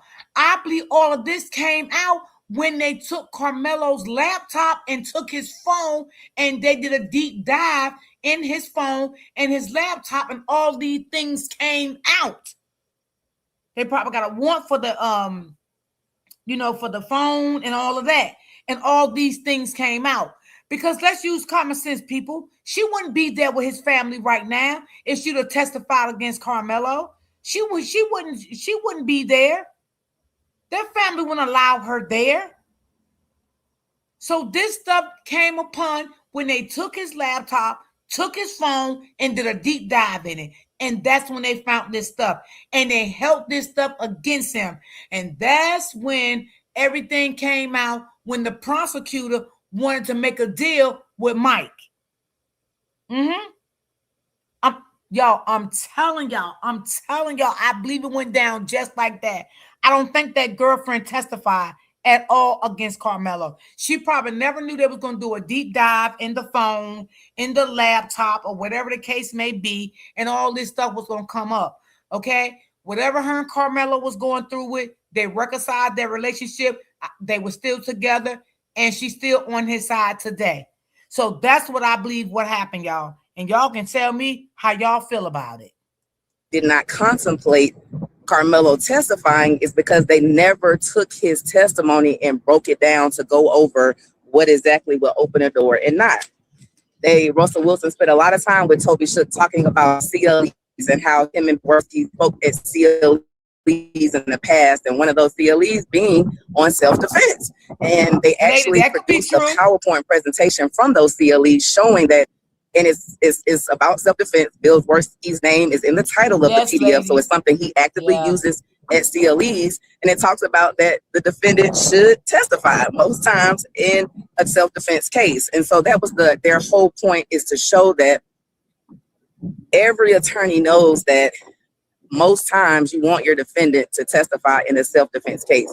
The defendant is the only person that could express to the jury that he feels that he's scared or why he acted in the way he acted. In this case, Carmelo used a knife, right? So the jury want to hear from him to know what he was feeling. And he probably did spaz out, he probably did love her, because it seems like to me they've been together for quite some time. That's what it seems like to me. Okay. So he probably did love her. And he probably was, because sometimes when a guy's in love with you or a woman, sometimes they say things, out of the ordinary. Not saying they're gonna do it and stuff like that. Sometimes it happens, So I do believe this could have been back in 2023, 2024. Again, I don't believe she talked to no police. None of that was ever said. The police interviewed her. That would have came out in court. I believe when they took Carmelo's phone, his laptop, everything was in the laptop. It came back up. Mike Howard or whoever had the laptop and the phone, the prosecutors, then when they did their deep dive, it came up. That's when he probably went to Mike Howard, made a deal with Mike Howard. Okay, listen, this is the deal. You don't bring up Austin and his brother, and we'll leave this out. I'm telling y'all, I bet you that's how it happened. That girl would not be in that courtroom. I don't think that family would allow her in that courtroom if she talked to the police and went against Carmelo. I don't believe that. I don't believe that. I believe all of this was old. They did a deep dive in the phone, the computer, and everything came out. And that's when the prosecutor went to Mike Howard and to make a deal. And the deal was, again, because he wanted to save the Texas thugs. Because if they brought up Austin Pass, that would have indicated the other thug twin. And they didn't want to do that. They didn't want the light to shine on them thugs. Okay? They needed all the light on Carmelo to make Carmelo look bad. Now, y'all, I'm just paraphrasing here, but I do believe that. And y'all may come back and say that y'all hear from somebody else, and you may come back and tell me, Miss D, you was right.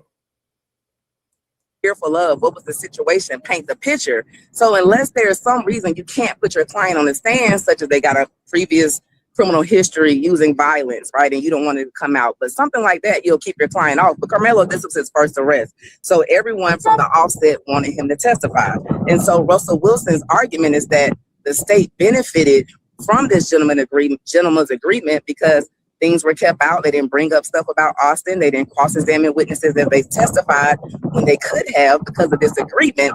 And that is something that the state benefited from. So at the trial, the jury didn't get to hear all these bad things about Austin and Hunter and them getting in trouble and them having the racist graffiti and them getting arrested for that and 12 months of probation and all the N-word usage in the videos that they posted and cursing out teachers and threatening the cheerleaders and assaulting black females, black men, and the videos of Austin fighting people on his cell phone, the fact that Austin actually subscribed to 300 fight channels on his social media. So like they agreed to keep all of that out, right? And so the defense's point of this is you all relied on it. And then right before Carmelo testifies, when they have a conversation in the hallway, Bill Werski, Toby Shook, and they're talking about the timeline for the case. And they're saying, yeah, we're about to get ready to put Carmelo up. And that's when Bill Werski says, wait a minute, we never contemplated Carmelo testifying. So this is when things got sticky as Toby Shook was on the stand, because on direct, he testifies to what we all know happened, right? We've already heard it over and over. The state comes and says, we never contemplated Carmelo testifying, and you all actually opened the door when Mike Howard said that Carmelo was on the chess club. You pull the record, that's not exactly what Mike Howard said. He said that Carmelo played chess, but even the judge and today Toby Shook said he thought it was ridiculous. Bill Werski will argue that opened the door because it didn't. All right. So remember, Bill argues that they opened the door. And then when the judge said they didn't, he says we never contemplated the Carmelo Anthony testifying. So, deal's off. So that's their point, is that you can't then say deal's off. And how did you not contemplate Carmelo testifying? Because you teach in your CLEs that whenever you raise self-defense, you always put the defendant up. So you should have known that we wanted to put him on the stand to testify. And the fact that you knew, so they're saying that Bill Werski's being disingenuous when you're saying that this agreement didn't cover Carmelo and that you never thought that he would testify. All right, so get on cross. Bill Werski is and they go through the whole, we've been friends for a long time. And Bill's second thing is, that I trust you more than I trust anybody else. Bishop says, oh, okay, thank you for that. And then Bill was waiting on him to say it back. So Mr. Work is like, do you feel the same way? He was like, I trust you. But the problem is Carmelo didn't trust you. And that's why he didn't testify. And so after today's hearing, I totally understand even more so why Carmelo didn't trust him and why he doubted that this agreement would actually stay in place. All right, so they're in the hallway. They say Carmelo's testifying. The state makes this big issue about we never knew that he was going to testify. So they sit down for 45 minutes and rework the agreement. Okay, so the defense is saying that's a second agreement. So that's agreement number 2. They reworked it, and how they did it was Bill Worski stood over Mike Howard's shoulder and actually went through his direct testimony with Carmelo line by line to say, nope, that's opening character. Nope, that's opening character. No, that's not. That's cool. No, that opens it. So Bill Worski was the deciding factor on what open character, what they would feel with open character in the case. Not a judge, not a hearing, but Bill standing over Mike Howard's shoulders going through Carmelo's testimony. So Carmelo sees this, it goes for 45 minutes. And so after they go through Carmelo's testimony, now they're like, okay, you got it in a way that can come in and we'll keep his character out and he can testify. Well, then now Carmelo has 10 minutes or 20 minutes or so to think about this for Mike Howard to come back, tell him about, because the shouting match between the parties started in the courtroom. So Carmelo's aware of this aggression and this tension and this argument between the attorneys. So they go in the back, they cool off, they go work things out, they come back and they tell him, hey, so we worked it out that so you can testify. We went through your testimony with Bill Worski. He told us what's not going to open the door and what will. Do you want to testify? And they said today that Carmelo said, I don't trust Bill. I feel like he'll say that I open the door no matter what I say. And so he was too scared to testify. So Carmelo didn't trust that man. It started to make Bill feel like the puppet master, right? Because why, if we submit to this agreement, and the agreement is that we'll keep everything under the tent, the witnesses will testify, and we'll keep extraneous evidence out, then why do you have to approve our testimony in order for him to be able to testify? Who wants to disclose to the state their defendant's testimony because you're getting ready to cross-examine him? Why do I want to disclose that? Just, I'm going to operate under the agreement. And if I put him up and it opens it up, then you can say you've opened the door and now you can act however you want to act. But why do I have to pre-approve it? So I definitely see how Carmelo at 19, never coming into this justice system, sees Bill Worski.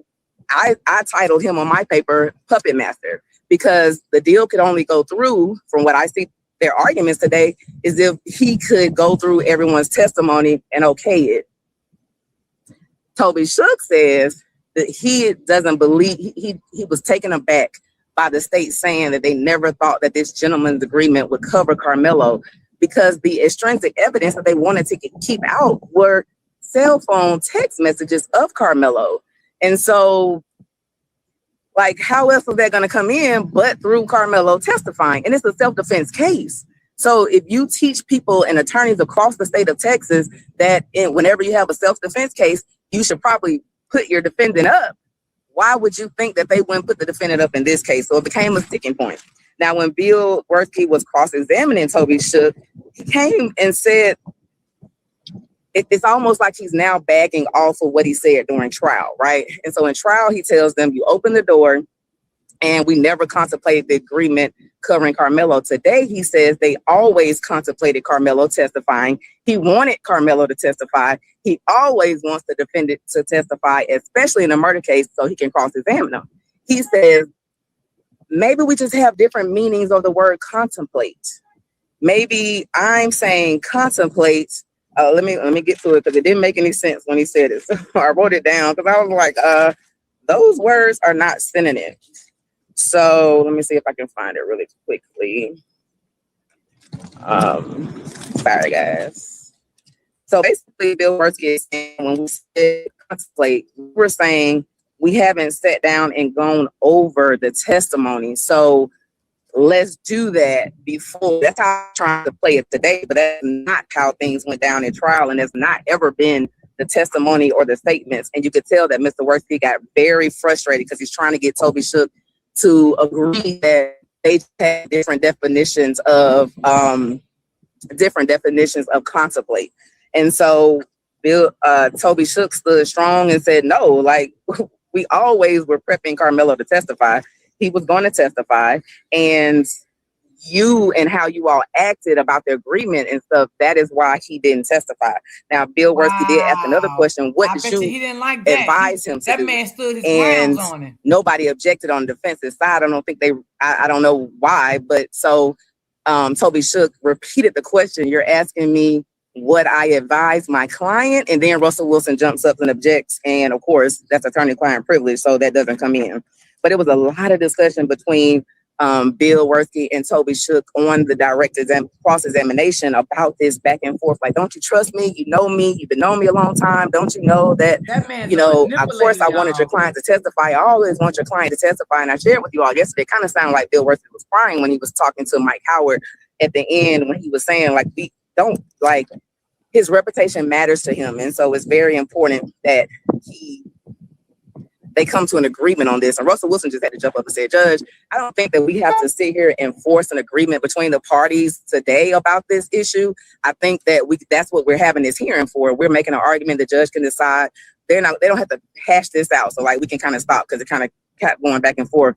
But the words he was saying, he was like, hey, Lonte. Bill Worthy said, we're saying contemplate, or could be the same as covered by. Like, what? So it really feels like their state is trying to walk it back and act like they weren't saying during trial that you opened the door and that we never contemplated this. They just saying we didn't have a chance to sit down and go over Carmelo's testimony, but we always plan for him to testify.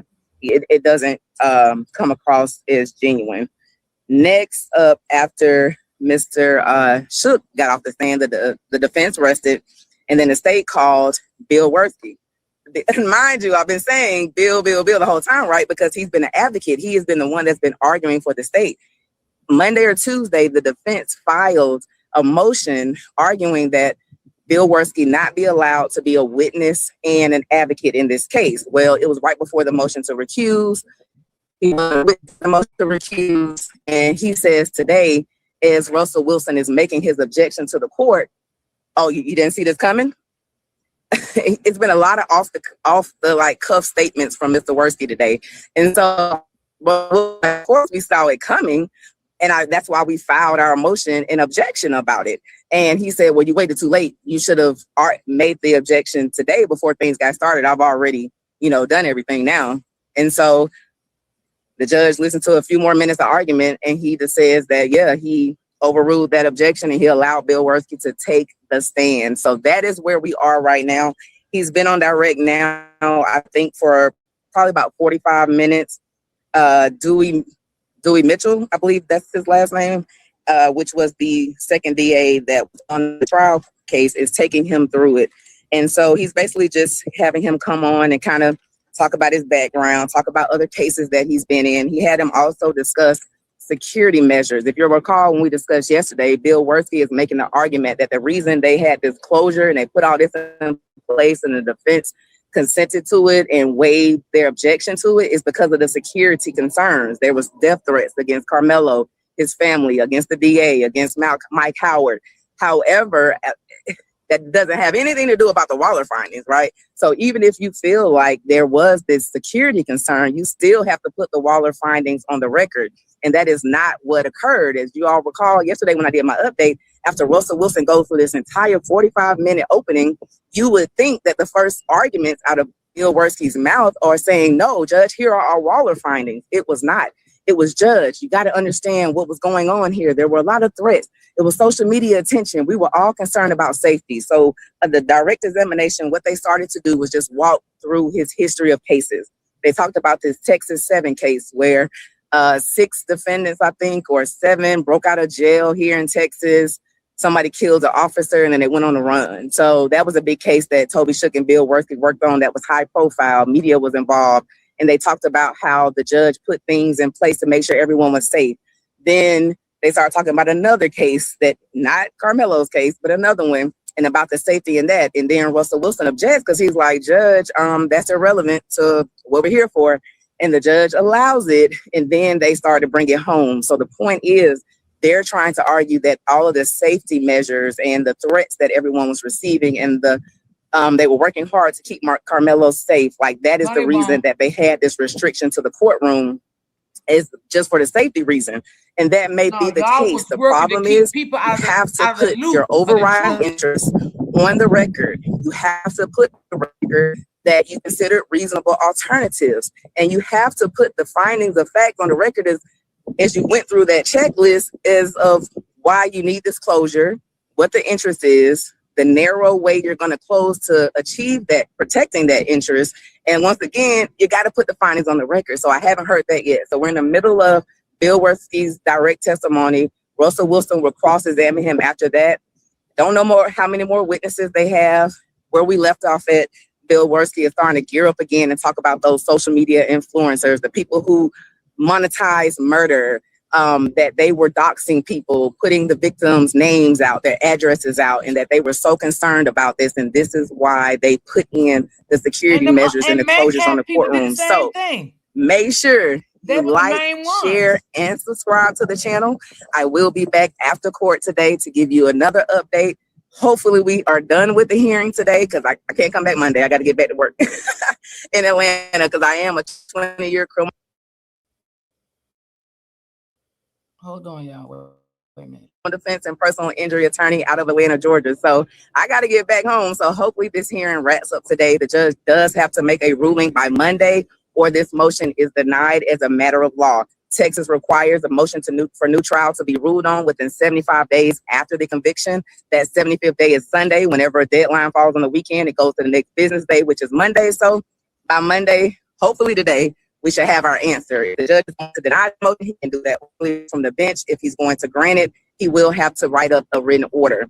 The judge did interject in the hearing when Mr. Werski and going back and forth about the agreement, just to ask some clarifying questions. So he definitely is paying attention. He is definitely going to follow the law in this case. So I'm really excited to see what his conclusion is going to be. I cannot see all of the comments on this live, but I have been missing my Cash App. So I do want to give shout out to the people who sent me Cash Apps over the last couple of days before I head back inside. Shout out to, sorry guys, Kolawa, Aking Bade sent $5, says good reporting. Thank you so much. Karen Johnson sends $10. Thank you for covering. Mina Miss sends $10. Thank you so much. Beverly Wright sent $20. Thank you so much, sis, for your support. Kenya Fauntleroy sends $15. Kolawale sent $5. And again, thank you all so much. I know there's super chats in the live. I'm going to go through those names up, and I'll thank you all on the live that we do after this evening, breaking everything down from top to bottom. We got to get back inside at 1:45. It's 1:31 here. So I'm going to be signing off, but I will be giving you updates as soon as court is over. Thank you so much for tuning in. Like, share, and subscribe. It's the Fit Lawyer ATL, and I'll see you in court. Okay, y'all, let's go back to, hold on. I'm running over time, but I'm doing this for y'all. Just give me a moment. Let's go back to the one, because I want y'all to hear what she said about them fucking texted thugs. Okay, from yesterday. So hold on. Because that's their goddamn name over here, them fucking Texas thugs. So let's get back to the one I did. If y'all like to donate my I got a link at the bottom that pinned. Y'all can donate if you like to.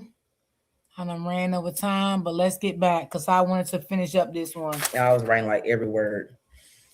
So Bill Werski go through how he would have never tried to. We're gonna get right into, you know, the thugs agreement. He wanted Carmelo Anthony to testify because he, you know. Let me see if this the part. But that's how the deal came about. The state, and that's how it is in these cases. Like, everything is happening, right? They had a sketch artist, and then media with him. Judge is there. Two of his supervisors are there. Take the witness stand. Like, he was just doing it. It just was really I just weird. want to get into the thugs, y'all. Taking shots. And you know, he also said, you know, told the guy when he's on the stand, he was like, you know, the DA, we didn't have a public information officer, so you filtered a lot of conversations. Fire. He just kept blurting out, oh, got the same blue suit and white top that Carmelo and Russell Wilson had on. So I don't know if it was planned, but Russell Wilson, Carmelo Anthony, and Mike Howard all had on blue suits, white tops. He introduces himself, puts his name on the record, and Russell Wilson starts questioning him. Russell Wilson was like, not that. That wasn't the reason. That was placed in the order that the proposed I'm trying order. to get to the thug part, y'all. You know, you have to have a hearing on both sides to determine what. Cause baby, she ate them up last Say night. it, like it is some BS. So to your question and what came up on the stand and how Mike Howard was asking, you know, this gentleman's agreement comes up and it blows up when the state says, one, they felt like Mike Howard opened the door on opening when he said that Carmelo was in the chess club. Mike Howard was like, first off, I didn't say he was in the chess club. I said he played chess. Behind, I said he had a job. He gets straight A's. He plays chess. Like, I'm just running down, giving people a brief background of who Carmelo was.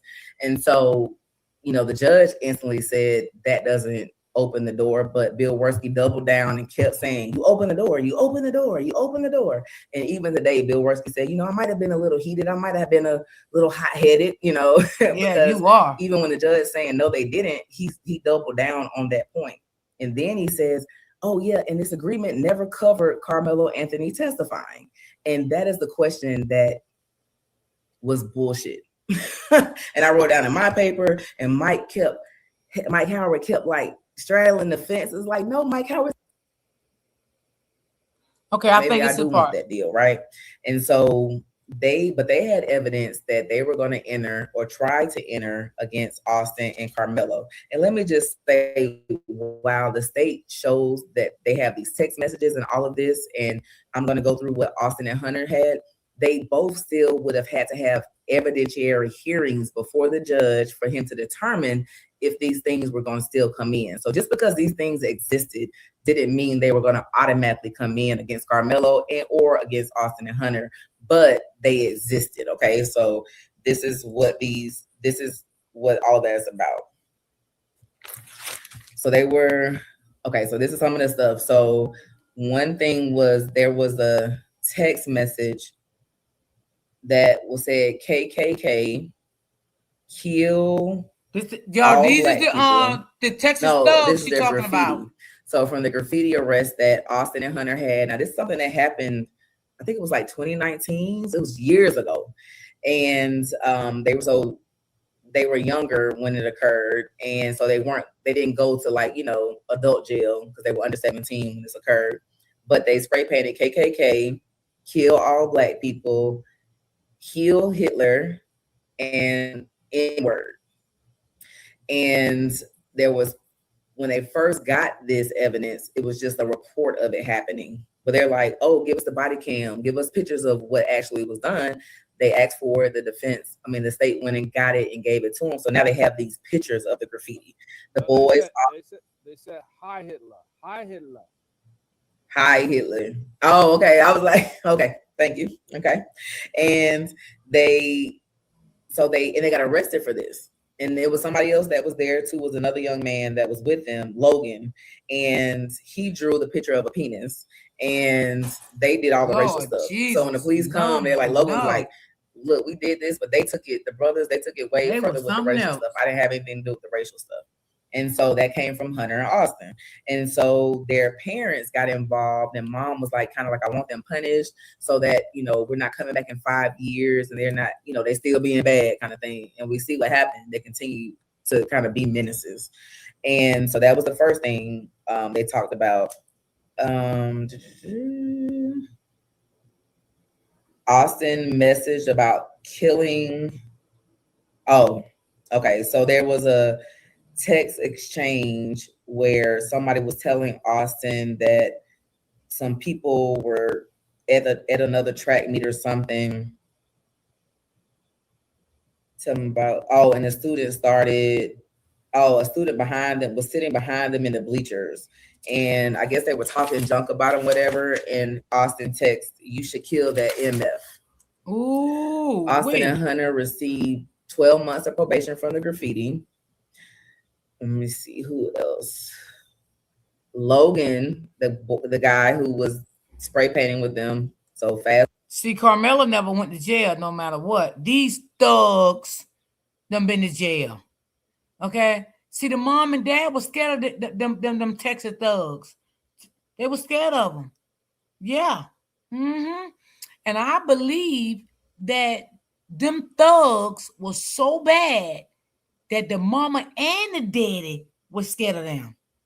And I also believe them thugs was so bad that they said that one of the thugs punched the mama in the face and the other one punched the daddy. And I believe they got a lot of this aggressive behavior from the daddy. That's my belief, right? And I believe that this racist thing came in because of the parents. Yeah. And I do believe also that the daddy, a possibility, used to beat the mama ass. And that's why these boys is so aggressive when it comes to women's periods. A few years later, Logan says to one of them in a text, one Edgar behind on the bench was talking wild. So Edgar is a slur for a Hispanic boy. I've never heard that before.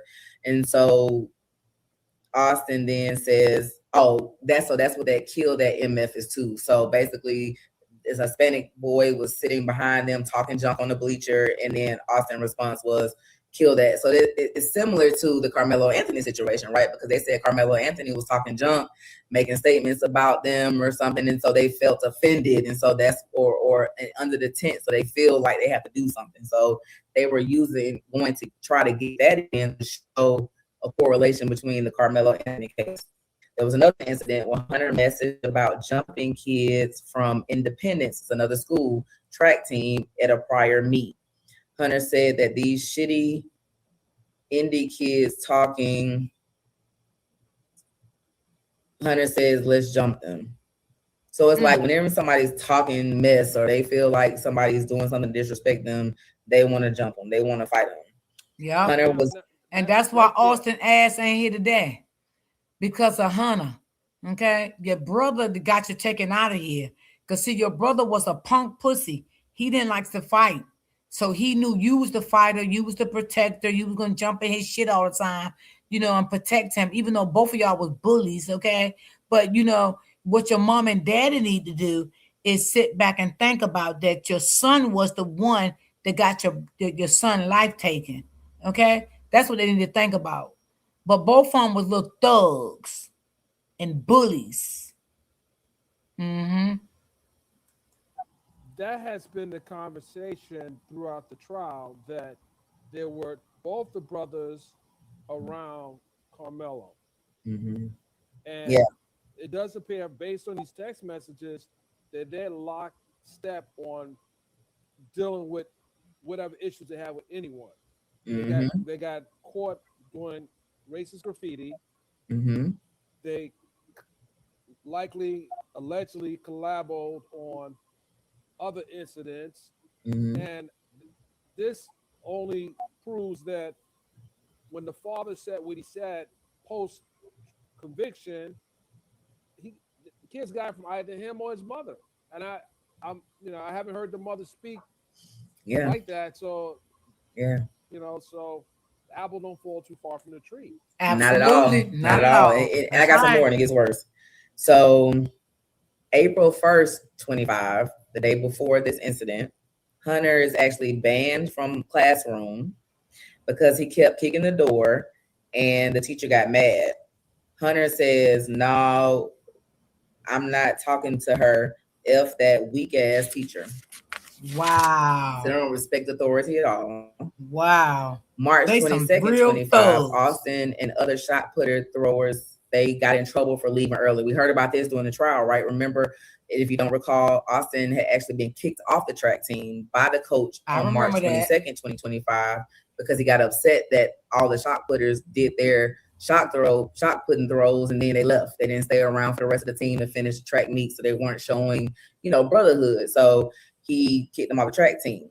Well, they were just reinstated literally the day that this incident occurred, the day before. So he tells them, and that's why the coach sent Austin that message that morning that said, I need you to be a leader. I got to go, help run the track meet. So come set up early, help set up the tent. I need you boys to be a leader. He was so he says the suspension was to scare them.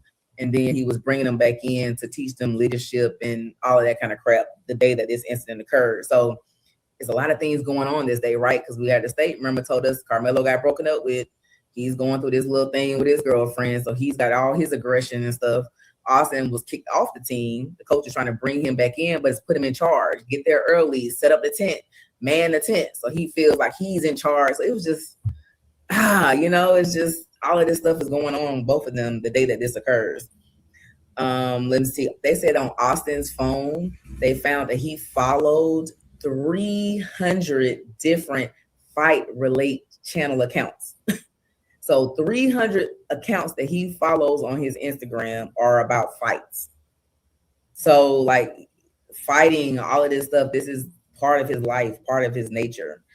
That boy has February some 3rd, problems. 2025, Austin used the N-word and said F Edwin Parra. And Hunter said, we have 2 N-words. You want to punt? So if you all recall from the trial, Edwin Parra is the individual that Carmelo Anthony went under the tent to talk to, right? This is somebody he knew and had hung out with in the past. It was his girlfriend's like cousin or friend or play cousin or something like that. And so to hear that 2 months before this happened, and at the trial, Edwin Parra tried to act like he didn't know Carmelo Anthony, right? They tried to like take the side of Austin and Hunter, and he acted like, oh, I know of him, but we ain't all that cool. And the defense attorney had to pull up all of these pictures at the grandmama's house with them, playing like boys and sitting next to each other and smiling in the picture and all of that stuff, right? Because Edwin tried to downplay it. And to know that February 3rd, the people that you're trying to protect and a lot that you don't know Carmelo, they were talking about you and calling you the N-word. Like, this is how they thought about you when you run around. They're like, oh, we got 2 N-words. You want to punt? What does that mean? You're going to kick him? Like, ridiculous. What else? Oh, it gets worse. They went all the way up to like number 37 or 38 of the acts that they had against Austin. Edwin Parra turned his back on Melo and acted like he didn't know Carmelo Anthony. But did he know, what they were saying about him? Number 8 was Austin was using the N-word on April 1st, 25. October 23rd, Austin bullied Tayron, a Black student in class, and used racial slurs, and says the coach wasn't going to do anything because he was a varsity starter. So they've been getting away with their actions for a very long time. And it came up that Austin and Hunter used the N-word a lot. And Mike Howard says, and it wasn't always, the playful N-word with the A. They used the hard R a lot of times. That's what was testified to. Hunter threatened to hit cheerleaders, and the cheerleaders saying that they are scared of Hunter and Austin, and that was that whole email conversation that came up during the trial that they parents of the cheerleaders were emailing the school telling them that Hunter and Austin were bullying the cheerleaders. They were out at at an eatery or something all together, probably after a game that you do in college. Everybody goes somewhere after the game, and Hunter called one of the cheerleaders a fat bitch. Hunter he was put on a stay away plan from another student, a Black student in school. So he was having issues with this student. Yeah, he was messing with this student. They put him on a stay away plan at school. 2018, May, Austin, who was 10 at the time, and Hunter, they were arrested for assault on a female student. God damn, them thugs was 10 years old getting arrested. What the hell? Shit, they've been out of control since they came out the mama womb. Damn, them Texas thugs is crazy. Wait, Jesus, y'all. Hold on here. Oh, Lord, what I'm doing. The female student mistakenly touched.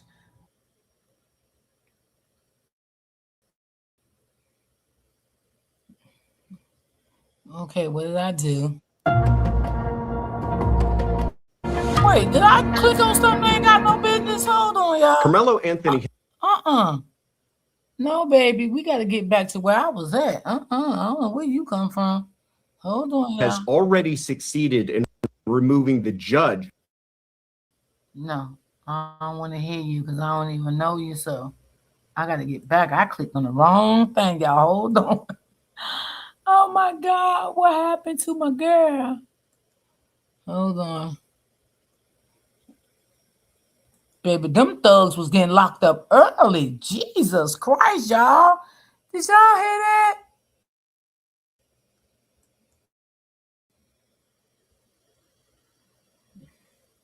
that? Them some real hardcore thugs. Austin's face, and they both pushed her down forcefully. Wow. So this is at 10 years old. Wow. And this incident occurred at 17, 18. So it's so many things in between. Like the behavior escalated. May 7, 24, Austin and Hunter assaulted another person a female for blowing vape smoke in Austin's face. Vape smoke. They assaulted her. Austin and Hunter kicked out of a football game for wanting to beat up kids, said the kids were talking crazy. They always feel like they got to check somebody that's talking crazy. That seemed to be a theme of their actions. What else? And now I'm like on number 17. And so it goes all the way to 30 of the different things. A teacher reported that Austin lacked control and gains attention by misbehaving. This is about Hunter. Hunter was released from special ed. So he was in special education and they should have kept that motherfucker in there. And I ain't trying to be funny. Behavior. You know, because kids go in that's there. Wild. But see, he was in Hunter special was education twice because of his behavior. His behavior was out of control, y'all. They are absolutely thugs. They're thugs. 10 years old going to jail. What the hell? They are definitely thugs from Texas. Okay? Yeah. They're definitely thugs from Texas. That's what I got them on my thumbnail. Texas thugs. That's what we're going to call them over here, y'all. School for profanity to teachers and posturing to fight, called teacher a fat ass bitch. Oh, Lord. Hunter school. I know you got a few more to read, but are we to believe that Hunter walked up to called the teacher a bitch. Oh, Do Lord, they real thugs. No. One who walked up to him with niceties? If they're pushing people who put vape smoke in their face by accident, I can't. If somebody's telling Carmelo to leave for 15 times, you're not coming in there like, oh, I'm not going to fight you here. Why would I fight you at a track meet? Why wouldn't you? You're fighting in school. You're wanting to beat up people that talk junk at football games, basketball games. You can put out a football game. This is why I do believe like, now that they started with Carmelo Austin at that track meet. Suspensions Now I from definitely April do believe 22nd that. to April of 22 to May of 24. He was suspended 7 times from school. Austin got suspended from school after talking about bringing a gun to school. Oh my Lord! Austin was banned from basketball games for an entire season. Austin told a church group on December 9, 24, that he was consumed by anger, lust, and addiction. He had a history of wanting to fight. The video of Austin filming, so now they get to videos that are on his phone. So they didn't have proof that any of these videos were ever sent out, but these are videos that Austin took of himself doing things, and they were just saved on his phone. So when they did a phone dump, they discovered these. A video of Austin filming a black student after the student says stop. He hits the student in the face. This is on a recording. March 21st, 22nd, Austin has a video of him throwing a water bottle at a black kid. Austin films a black kid eating a banana in the locker room. Like, just messing with minorities, just messing with a lot of the black kids. A lot of these videos. Austin videoed himself slapping a black kid on the head. Wow. Okay, I wrote too fast on that one. It's a video of Austin fist fighting someone. So the fighting, these thugs did more than Carmelo, the anger. There was a video that showed him chasing. Austin was cheering on someone else who was chasing a black kid around the house. That was a video that was on his phone. There was a video of Austin. You want all this coming into jurors to hear this. You want that. You want you forget that what I'm not saying forget what Carmelo said, but you want the jurors to hear all this. And the last one you're gonna hear, because Carmelo knew about it. So I'm gonna get to that one. I forgot I had more, but I'm on number 40. Shit, I want to hear There that. was so many things about them. So this is number 40.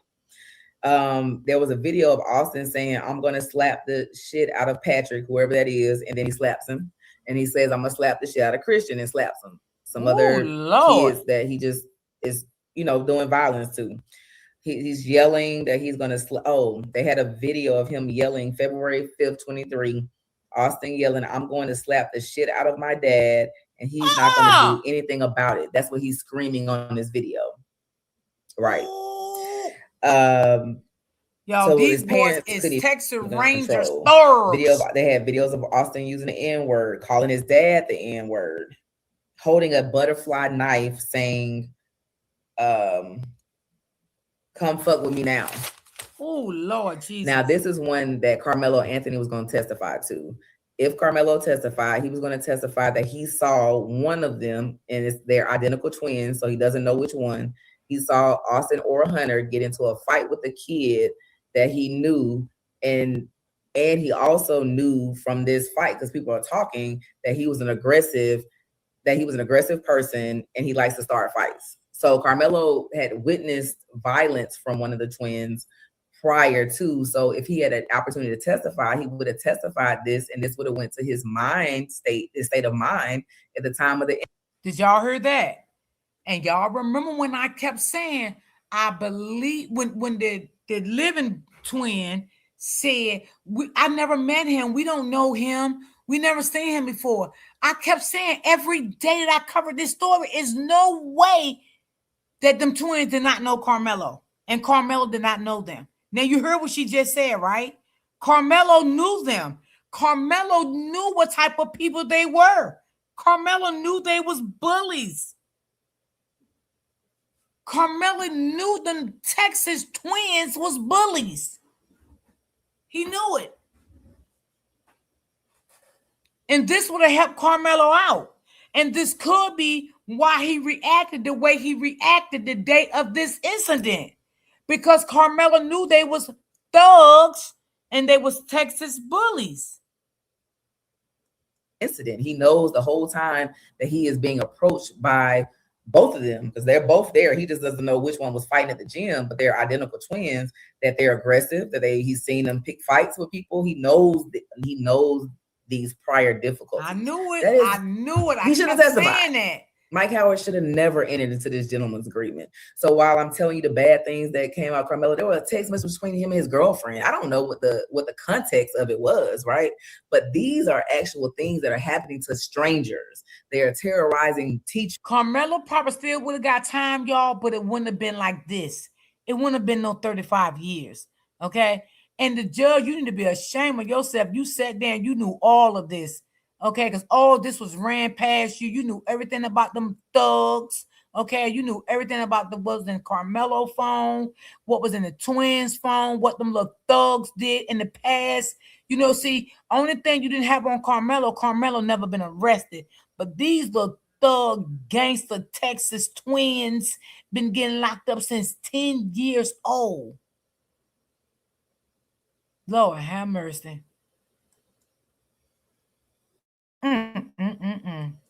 They're terrorizing the cheerleaders. They're terrorizing other students. Multiple videos of them doing things to Black kids, different Black kids. So this shows that they are bullies, that they have the racist graffiti arrest. Like, it never stopped. So I don't know if I'm Mike Howard. What do y'all say, chat? Put a 1 in the chat if you get that deal and you're like, hell no, I ain't taking that. Or put a 2 in the chat when you're like, I don't know. Carmelo saying he's gonna stab somebody and lick the blood off the knife. I'm taking a deal. I don't know. After I hear all of this stuff, he said that, but that was years before. Let's say you do take the deal. You know what I'm saying? You're going forth. You get to the point where they try to tell you Carmelo's not covered. If he gets on the stand, all of that stuff is coming in about him. The problem was Mike Howard's turn is over. He can't now go try to bring this stuff in against Austin. So now I'm bootstrapped. Now what do I do? Right? he should have never agreed to this in the first place. They said even when they brought this deal to the judge said, what? Well, that's unusual. How are y'all gonna make that happen? But Even you the went judge on- had but the questions judge like, went how for are it, y'all though. gonna do this deal? And they were like, oh, well, judge, it's based on good faith, that a gentleman's agreement. We handshake. So we're on the same page. But the judge went Even for the it. judge questioned it from the beginning, and that's how it broke down. So when they get into the argument, trial's going on, and Mike Howard testified about this on the stand. He says, this is what Saturday's coming up. The state's getting ready to rest, and they're talking in the hallway, like they're asking Mr. Worski, how many more witnesses you got? Because they're trying to time it because Judge Roach wasn't playing. He wanted this trial to run back to back to back so it could get done. That's why he brought people in on a Saturday. So they're having this conversation, and they say at this point, oh, okay, well, some of our witnesses aren't available on Saturday, so y'all are gonna throw us off, right? So we might have to bring up our client earlier or out of order. Mike Howard doesn't say, Bill Worski this time doesn't say anything. So Mike Howard says, come Monday, they're asking, so now it's the defense case because they started on Saturday. So it's Monday. So they're saying they're in the hallway, and they make the comment about Carmelo Anthony getting ready to testify. And Toby Shook comes over to Mike Howard and says, yeah, Bill Worski just said to me that he thinks you opened the door by mentioning the chess playing on the opening. He's like, well, why is he just now saying something? Like, opening was 4 days ago, last week. Why isn't he saying something? So Mike Howard today testified that as they developed this agreement, because Russell Wilson asked him, what was the plan how were y'all going to keep each other in check? What was the plan to implement this agreement and carry it out? Mike Howard says, well, what we said was if either party ended up getting, if either party got too close to the edge or crossed the line or was getting ready to cross the line, we pull each other coattails and we would say, hey, you're skirting the line there. You're getting too close. Come back. And so that way we would keep each other. That was foolish for the defense attorney to do that. That was foolish. You leave the chance your client's life on a He's very low, y'all, so y'all ain't gonna be to hear. Yeah. what Good type faith. Right, good faith system. This is a murder trial.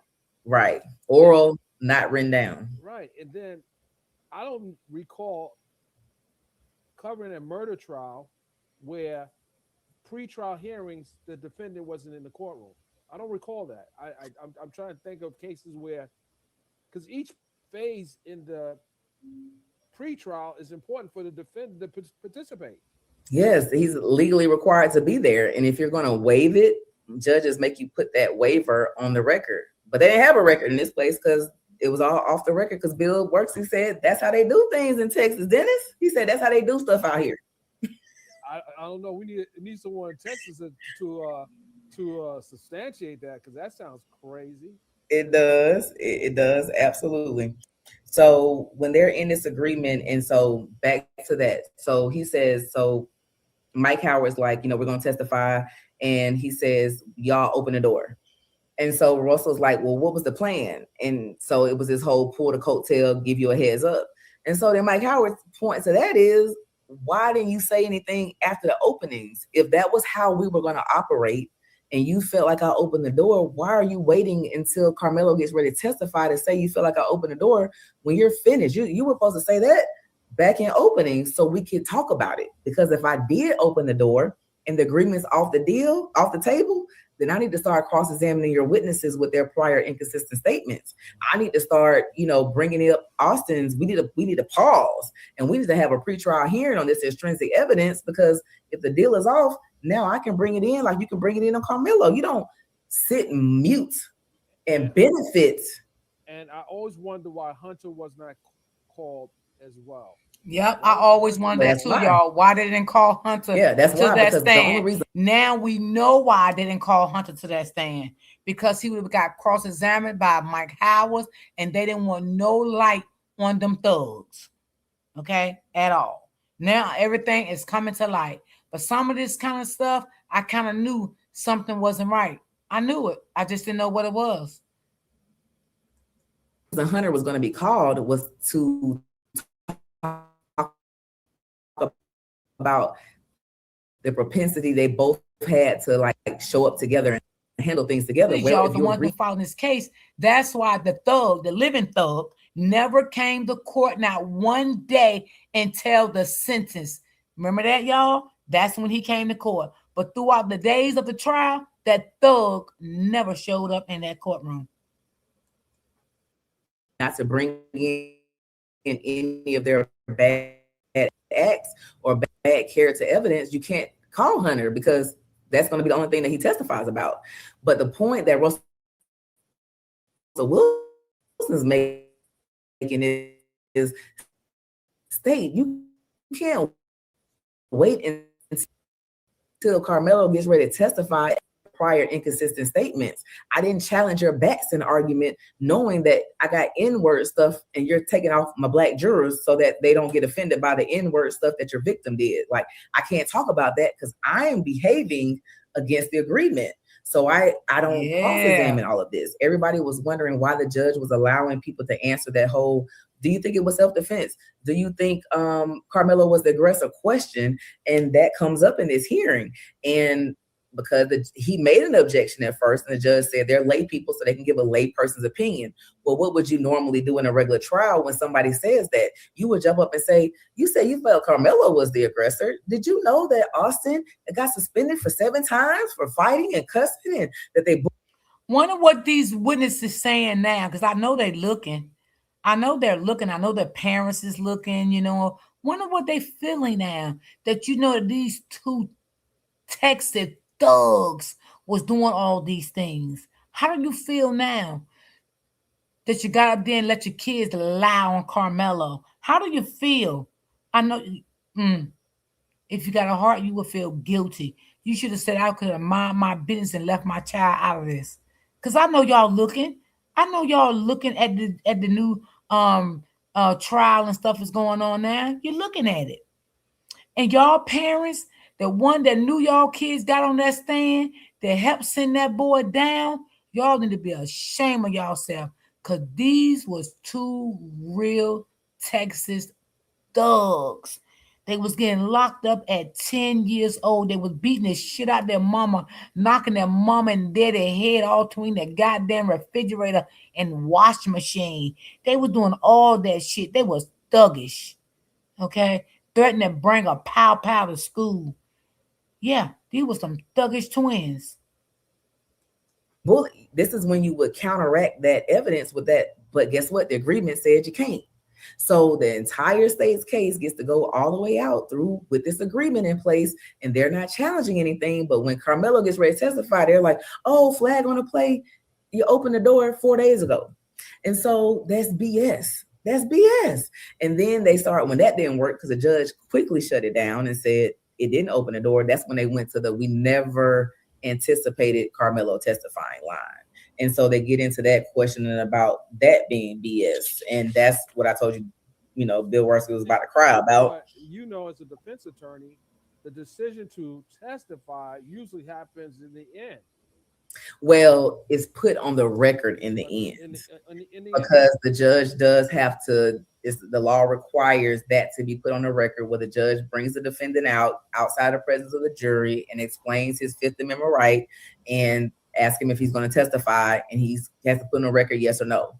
And then, you know, you sure, you go over your rights, you know, you can't, nobody can force you not to. It's totally your right, because 2 decisions the defendant has in the case: to plead not guilty and to testify. So it's on the defendant to make a decision. And so yes, that conversation occurs, but you got to think about what's happening. And that's what the Russell Wilson is saying is an issue here. So because the state benefited all the way up to Carmelo got ready to testify, when they say, boom, you open the door, now they're saying, and we never anticipated Carmelo testifying. In order to get Carmelo to testify, Mike Howard has to go over his entire testimony that he would, questions that he would ask Carmelo with Bill Worski, so they can say, is this going to open the door? I want to ask him about this. Is this going to open the door? And they scratched out. Bill Worski stood over his shoulders, and it took him about 45 minutes to go through all of the questions. When have you ever, I've never had a prosecutor look at my questions before I hit hit it in court. You don't review and preview your direct testimony. Okay, y'all, we heard about them thugs. I got to get to y'all. Y'all don't have me up here all day. I've been ran out of time.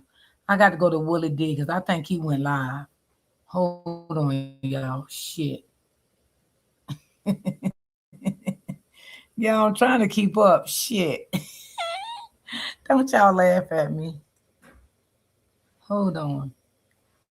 I think Willie D had went live. Hold on. Let me check it out. Let me see if I'm right. Let me see. Hold on. Okay, he did something 43 minutes ago. All right, this will be my last one. Let me check it out. Them damn thugs. I got you. Ready? Black Power. You ready? Black Power. Black Power. We about to storm the Collin County Courthouse.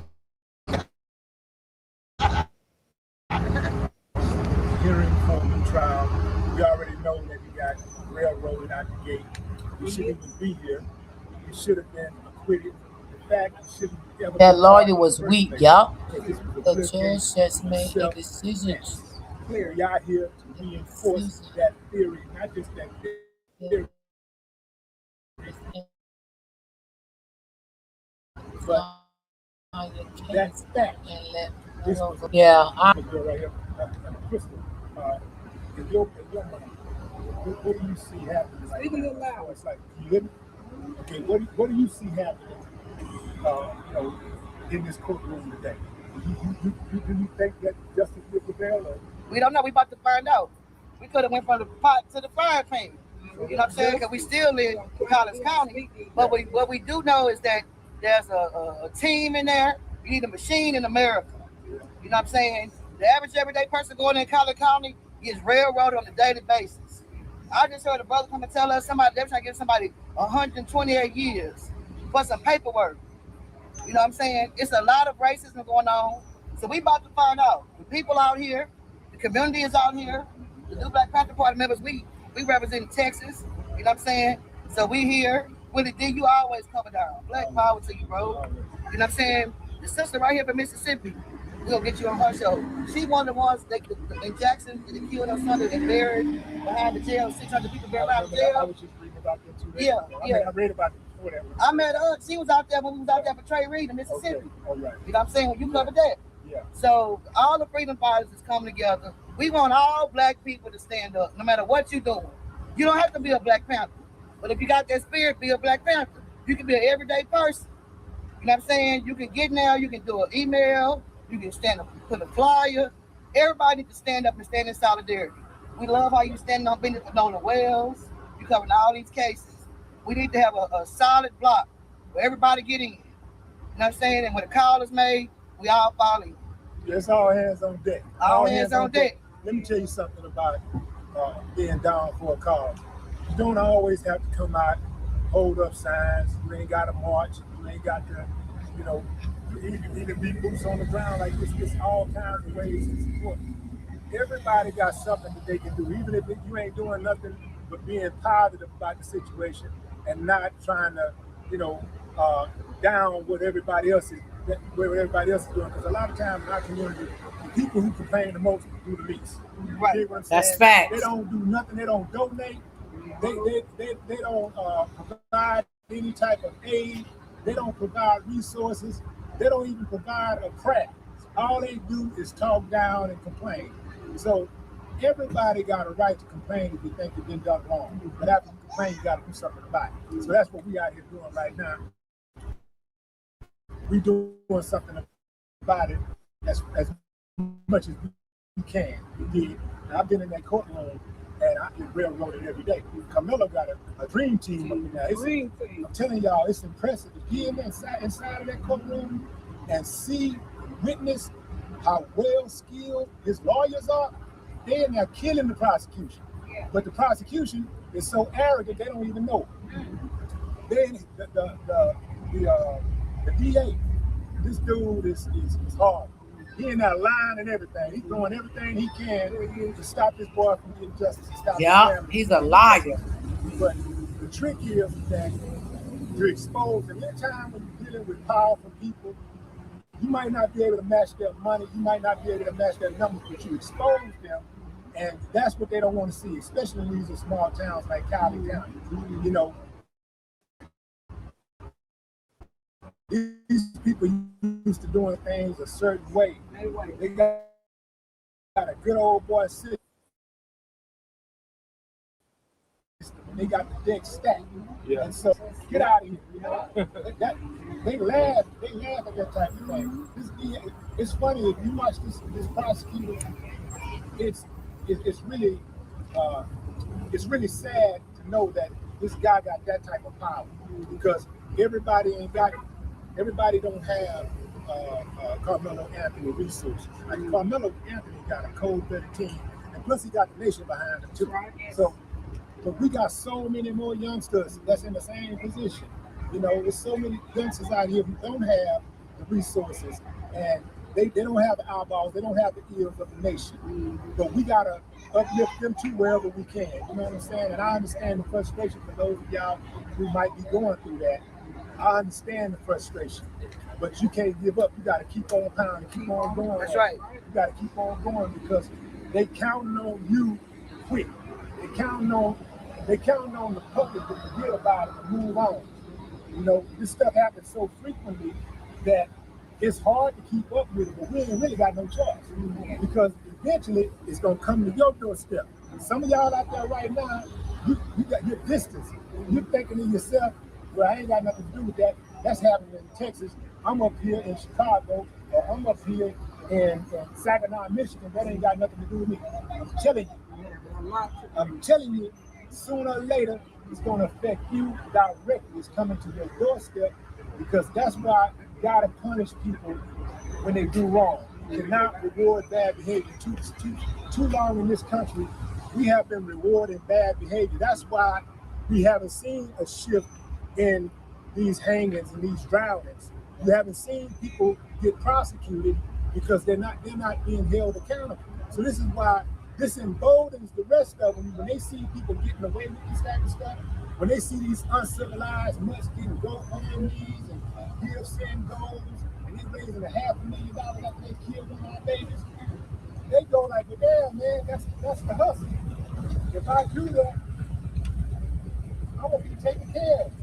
So that's why they take care of each other a lot of times. We almost done. We almost done. We almost done. We said just get a little We almost done. He said get We close. heard him. We almost done. All right, Black Power, come on. Black Power. All right. Okay, they're trying to get rid of my people. So now, Yes, that's Willie D. He's boots on the ground. if we were on the other side, you know, if we were on the other side, these are microaggressions. You see what he just did? He would not have done that if we had been on the other side. But this is the type of stuff that we got to deal with all the time, you know what I'm saying? And this is the frustrating thing. And I understand, trust you me, we've been fighting for a long time. We ain't got no choice though. We don't have a choice. It's for everybody out there listening that ain't really doing it, sitting on your hands, or even for those of y'all that's thinking, what can I do? What can I do? It's always something you can do, but not doing anything is not an option. So that's why we're here today, y'all. Black Power. Black Power. Black Power. Black Power. Agree with that, old boy. We ready to move. Y'all, let's get a photo real quick. We can do it while she's sitting down around her chair. Got these campers out here, y'all. They're full regalia. Come on, I got video. Wait a minute. No. Oh, shit. My bad. Video, y'all. Let me see what like we do in the interview scene. You gonna sit down?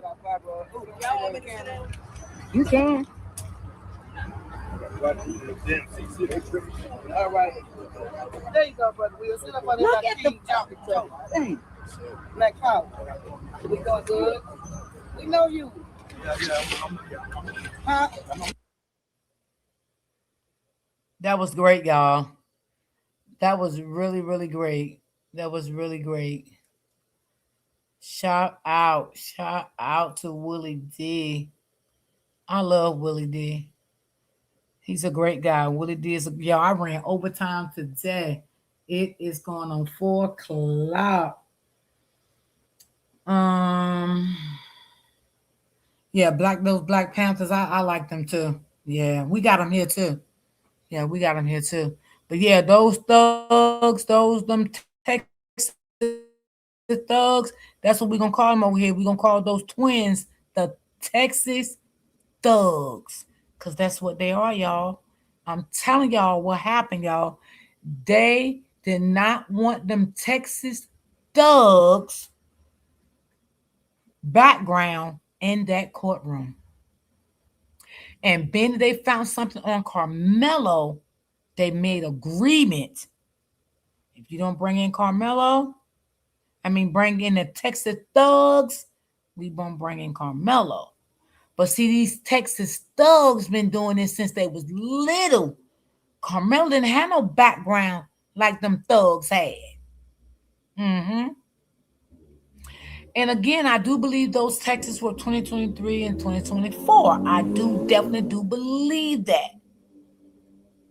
Because again, I don't believe that girlfriend will be in that courtroom every day this week with that family if this would have happened recently. I don't believe that.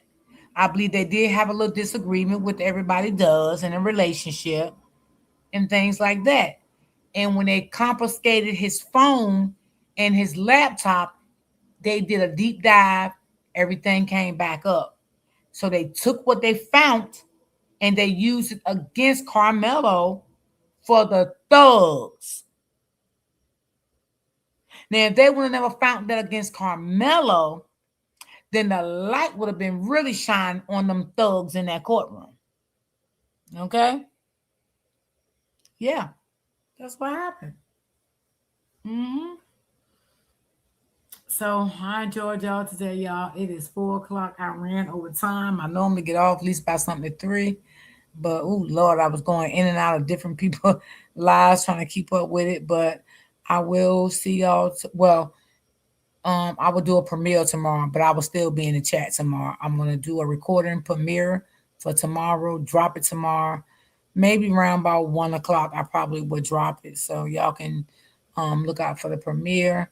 I'm going to see what's going on tonight and keep up with it and see what's going on with, because I see some stuff going on with Nolan. So I'm going to probably do a premiere about him Sunday. Do something about Nolan's Sunday. So yeah, and I appreciate everybody for tapping in. Appreciate y'all so much. I hope y'all have a great weekend. Y'all be blessed. Y'all stay prayed up. Y'all be safe. And always remember to keep God first. Thank you, Roy D. We appreciate what you do. Thank you too. You're welcome. You're welcome. So tomorrow we'll drop a premiere tomorrow. I'll be out here and see what's going on, because I know somebody else probably gonna go live, because they still probably in court. I can guarantee you they still in court. Yeah, they probably still in court. You too, be safe. Bye. Thank you. You do the same. Yeah, they probably still in court there. So I probably would catch some lives later, because I know Neek, she didn't go live today at all. So she probably gonna soak everything up and go live later on tonight or whatever. Because she went live late last night, y'all. And I seen her when she went live, but I was so tired, y'all, I couldn't even look at it. I was just so tired. So yeah. So y'all be safe. I love you guys. Brittany, if you didn't see the whole live, you can watch the replay. I know Angie got to watch the replay. She just came in. So I will see you guys tomorrow. You too, Auntie. You have a great weekend also. And I hope y'all enjoyed this live. Because them little fucking thugs, that's what they are. They're thugs, y'all. We're going to call them the Texas thugs. Because that's what they are.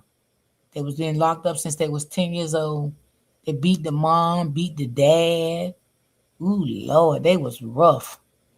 They were some rough boys. 10 years old? They probably was knocking their mama through the wash machine, the dryer, the dishwasher, the fucking ice maker, the deep freezer. Ooh, baby. And I don't know if it's true or not, but I remember when this case first aired out, they said that one of those twin boys broke the daddy arm. Ooh, Lord have mercy, y'all. Oh God. Child, yeah, they thugs, girl. They thugs. They thugs. Shit, I'd have been scared of them little motherfuckers. I ain't gonna lie. Shit, hell no. I don't want them thugs near me. They crazy. Let them stay in Texas. See, the other thug, he probably ain't gonna be as bad no more because he don't have his other thuggish ass brother here no more. So he probably ain't gonna be, so bad now. He probably gonna calm down a lot. But I still believe the mother need to take him for some counseling, because he lost his brother and and he been very aggressive all his life and emotional. Maybe he got ADHD, maybe something wrong. You can tell they bad as fuck because they was in a goddamn special ed for fighting. They was thugs. Shit. Yes, I remember that he broke his dad's arm. Yes. Mm-hmm. They ain't bring none of that in that courtroom. Shit. I shit you not, they didn't. Shit, one of my kids break my arm. That motherfucking ass be in goddamn jail somewhere trying to get a bail. Shit, I'll be down. Girl, them young ass fucking thugs. I can't get over it. Yo, I can talk for days. Let me get the fuck out of here. Yo, I cannot believe all this shit I heard today. I just can't. I cannot believe them thugs been thugging for these many years. For these many years. See, Carmelo knew how them thugs was. When that little thuggish boy got on that video, on that live that day with the news reporters, I don't know if y'all remember, and he said that he didn't never know Carmelo. He never met Carmelo. He didn't know Carmelo at all. But that attorney verified today on my live I played that they did know Carmelo. And Carmelo knew how they was. I knew it. I knew it. And Brittany, I know you remember when I kept saying, well, damn, that's kind of strange that they got so much hate for Carmelo and they didn't know this boy. I felt that kind of strange. I never believed it, y'all. I just kept saying I believe they knew each other. They ran across each other before.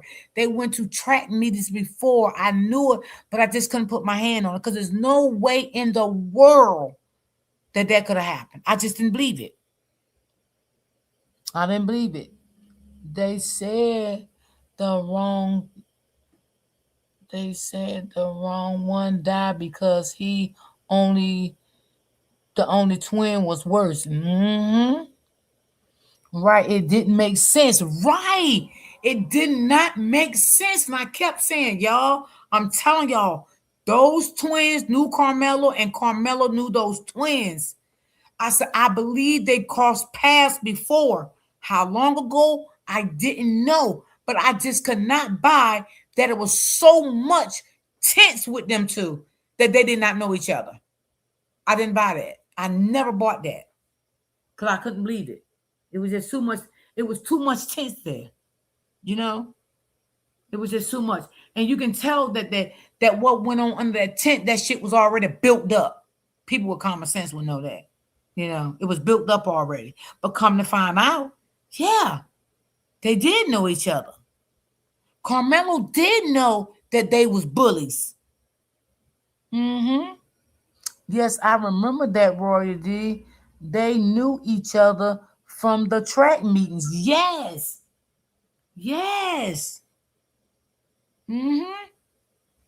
But see, they didn't want to bring that in court again because they wanted to make Carmelo look bad. And being that Carmelo didn't take the stand to prove a lot of stuff, it did make him look bad.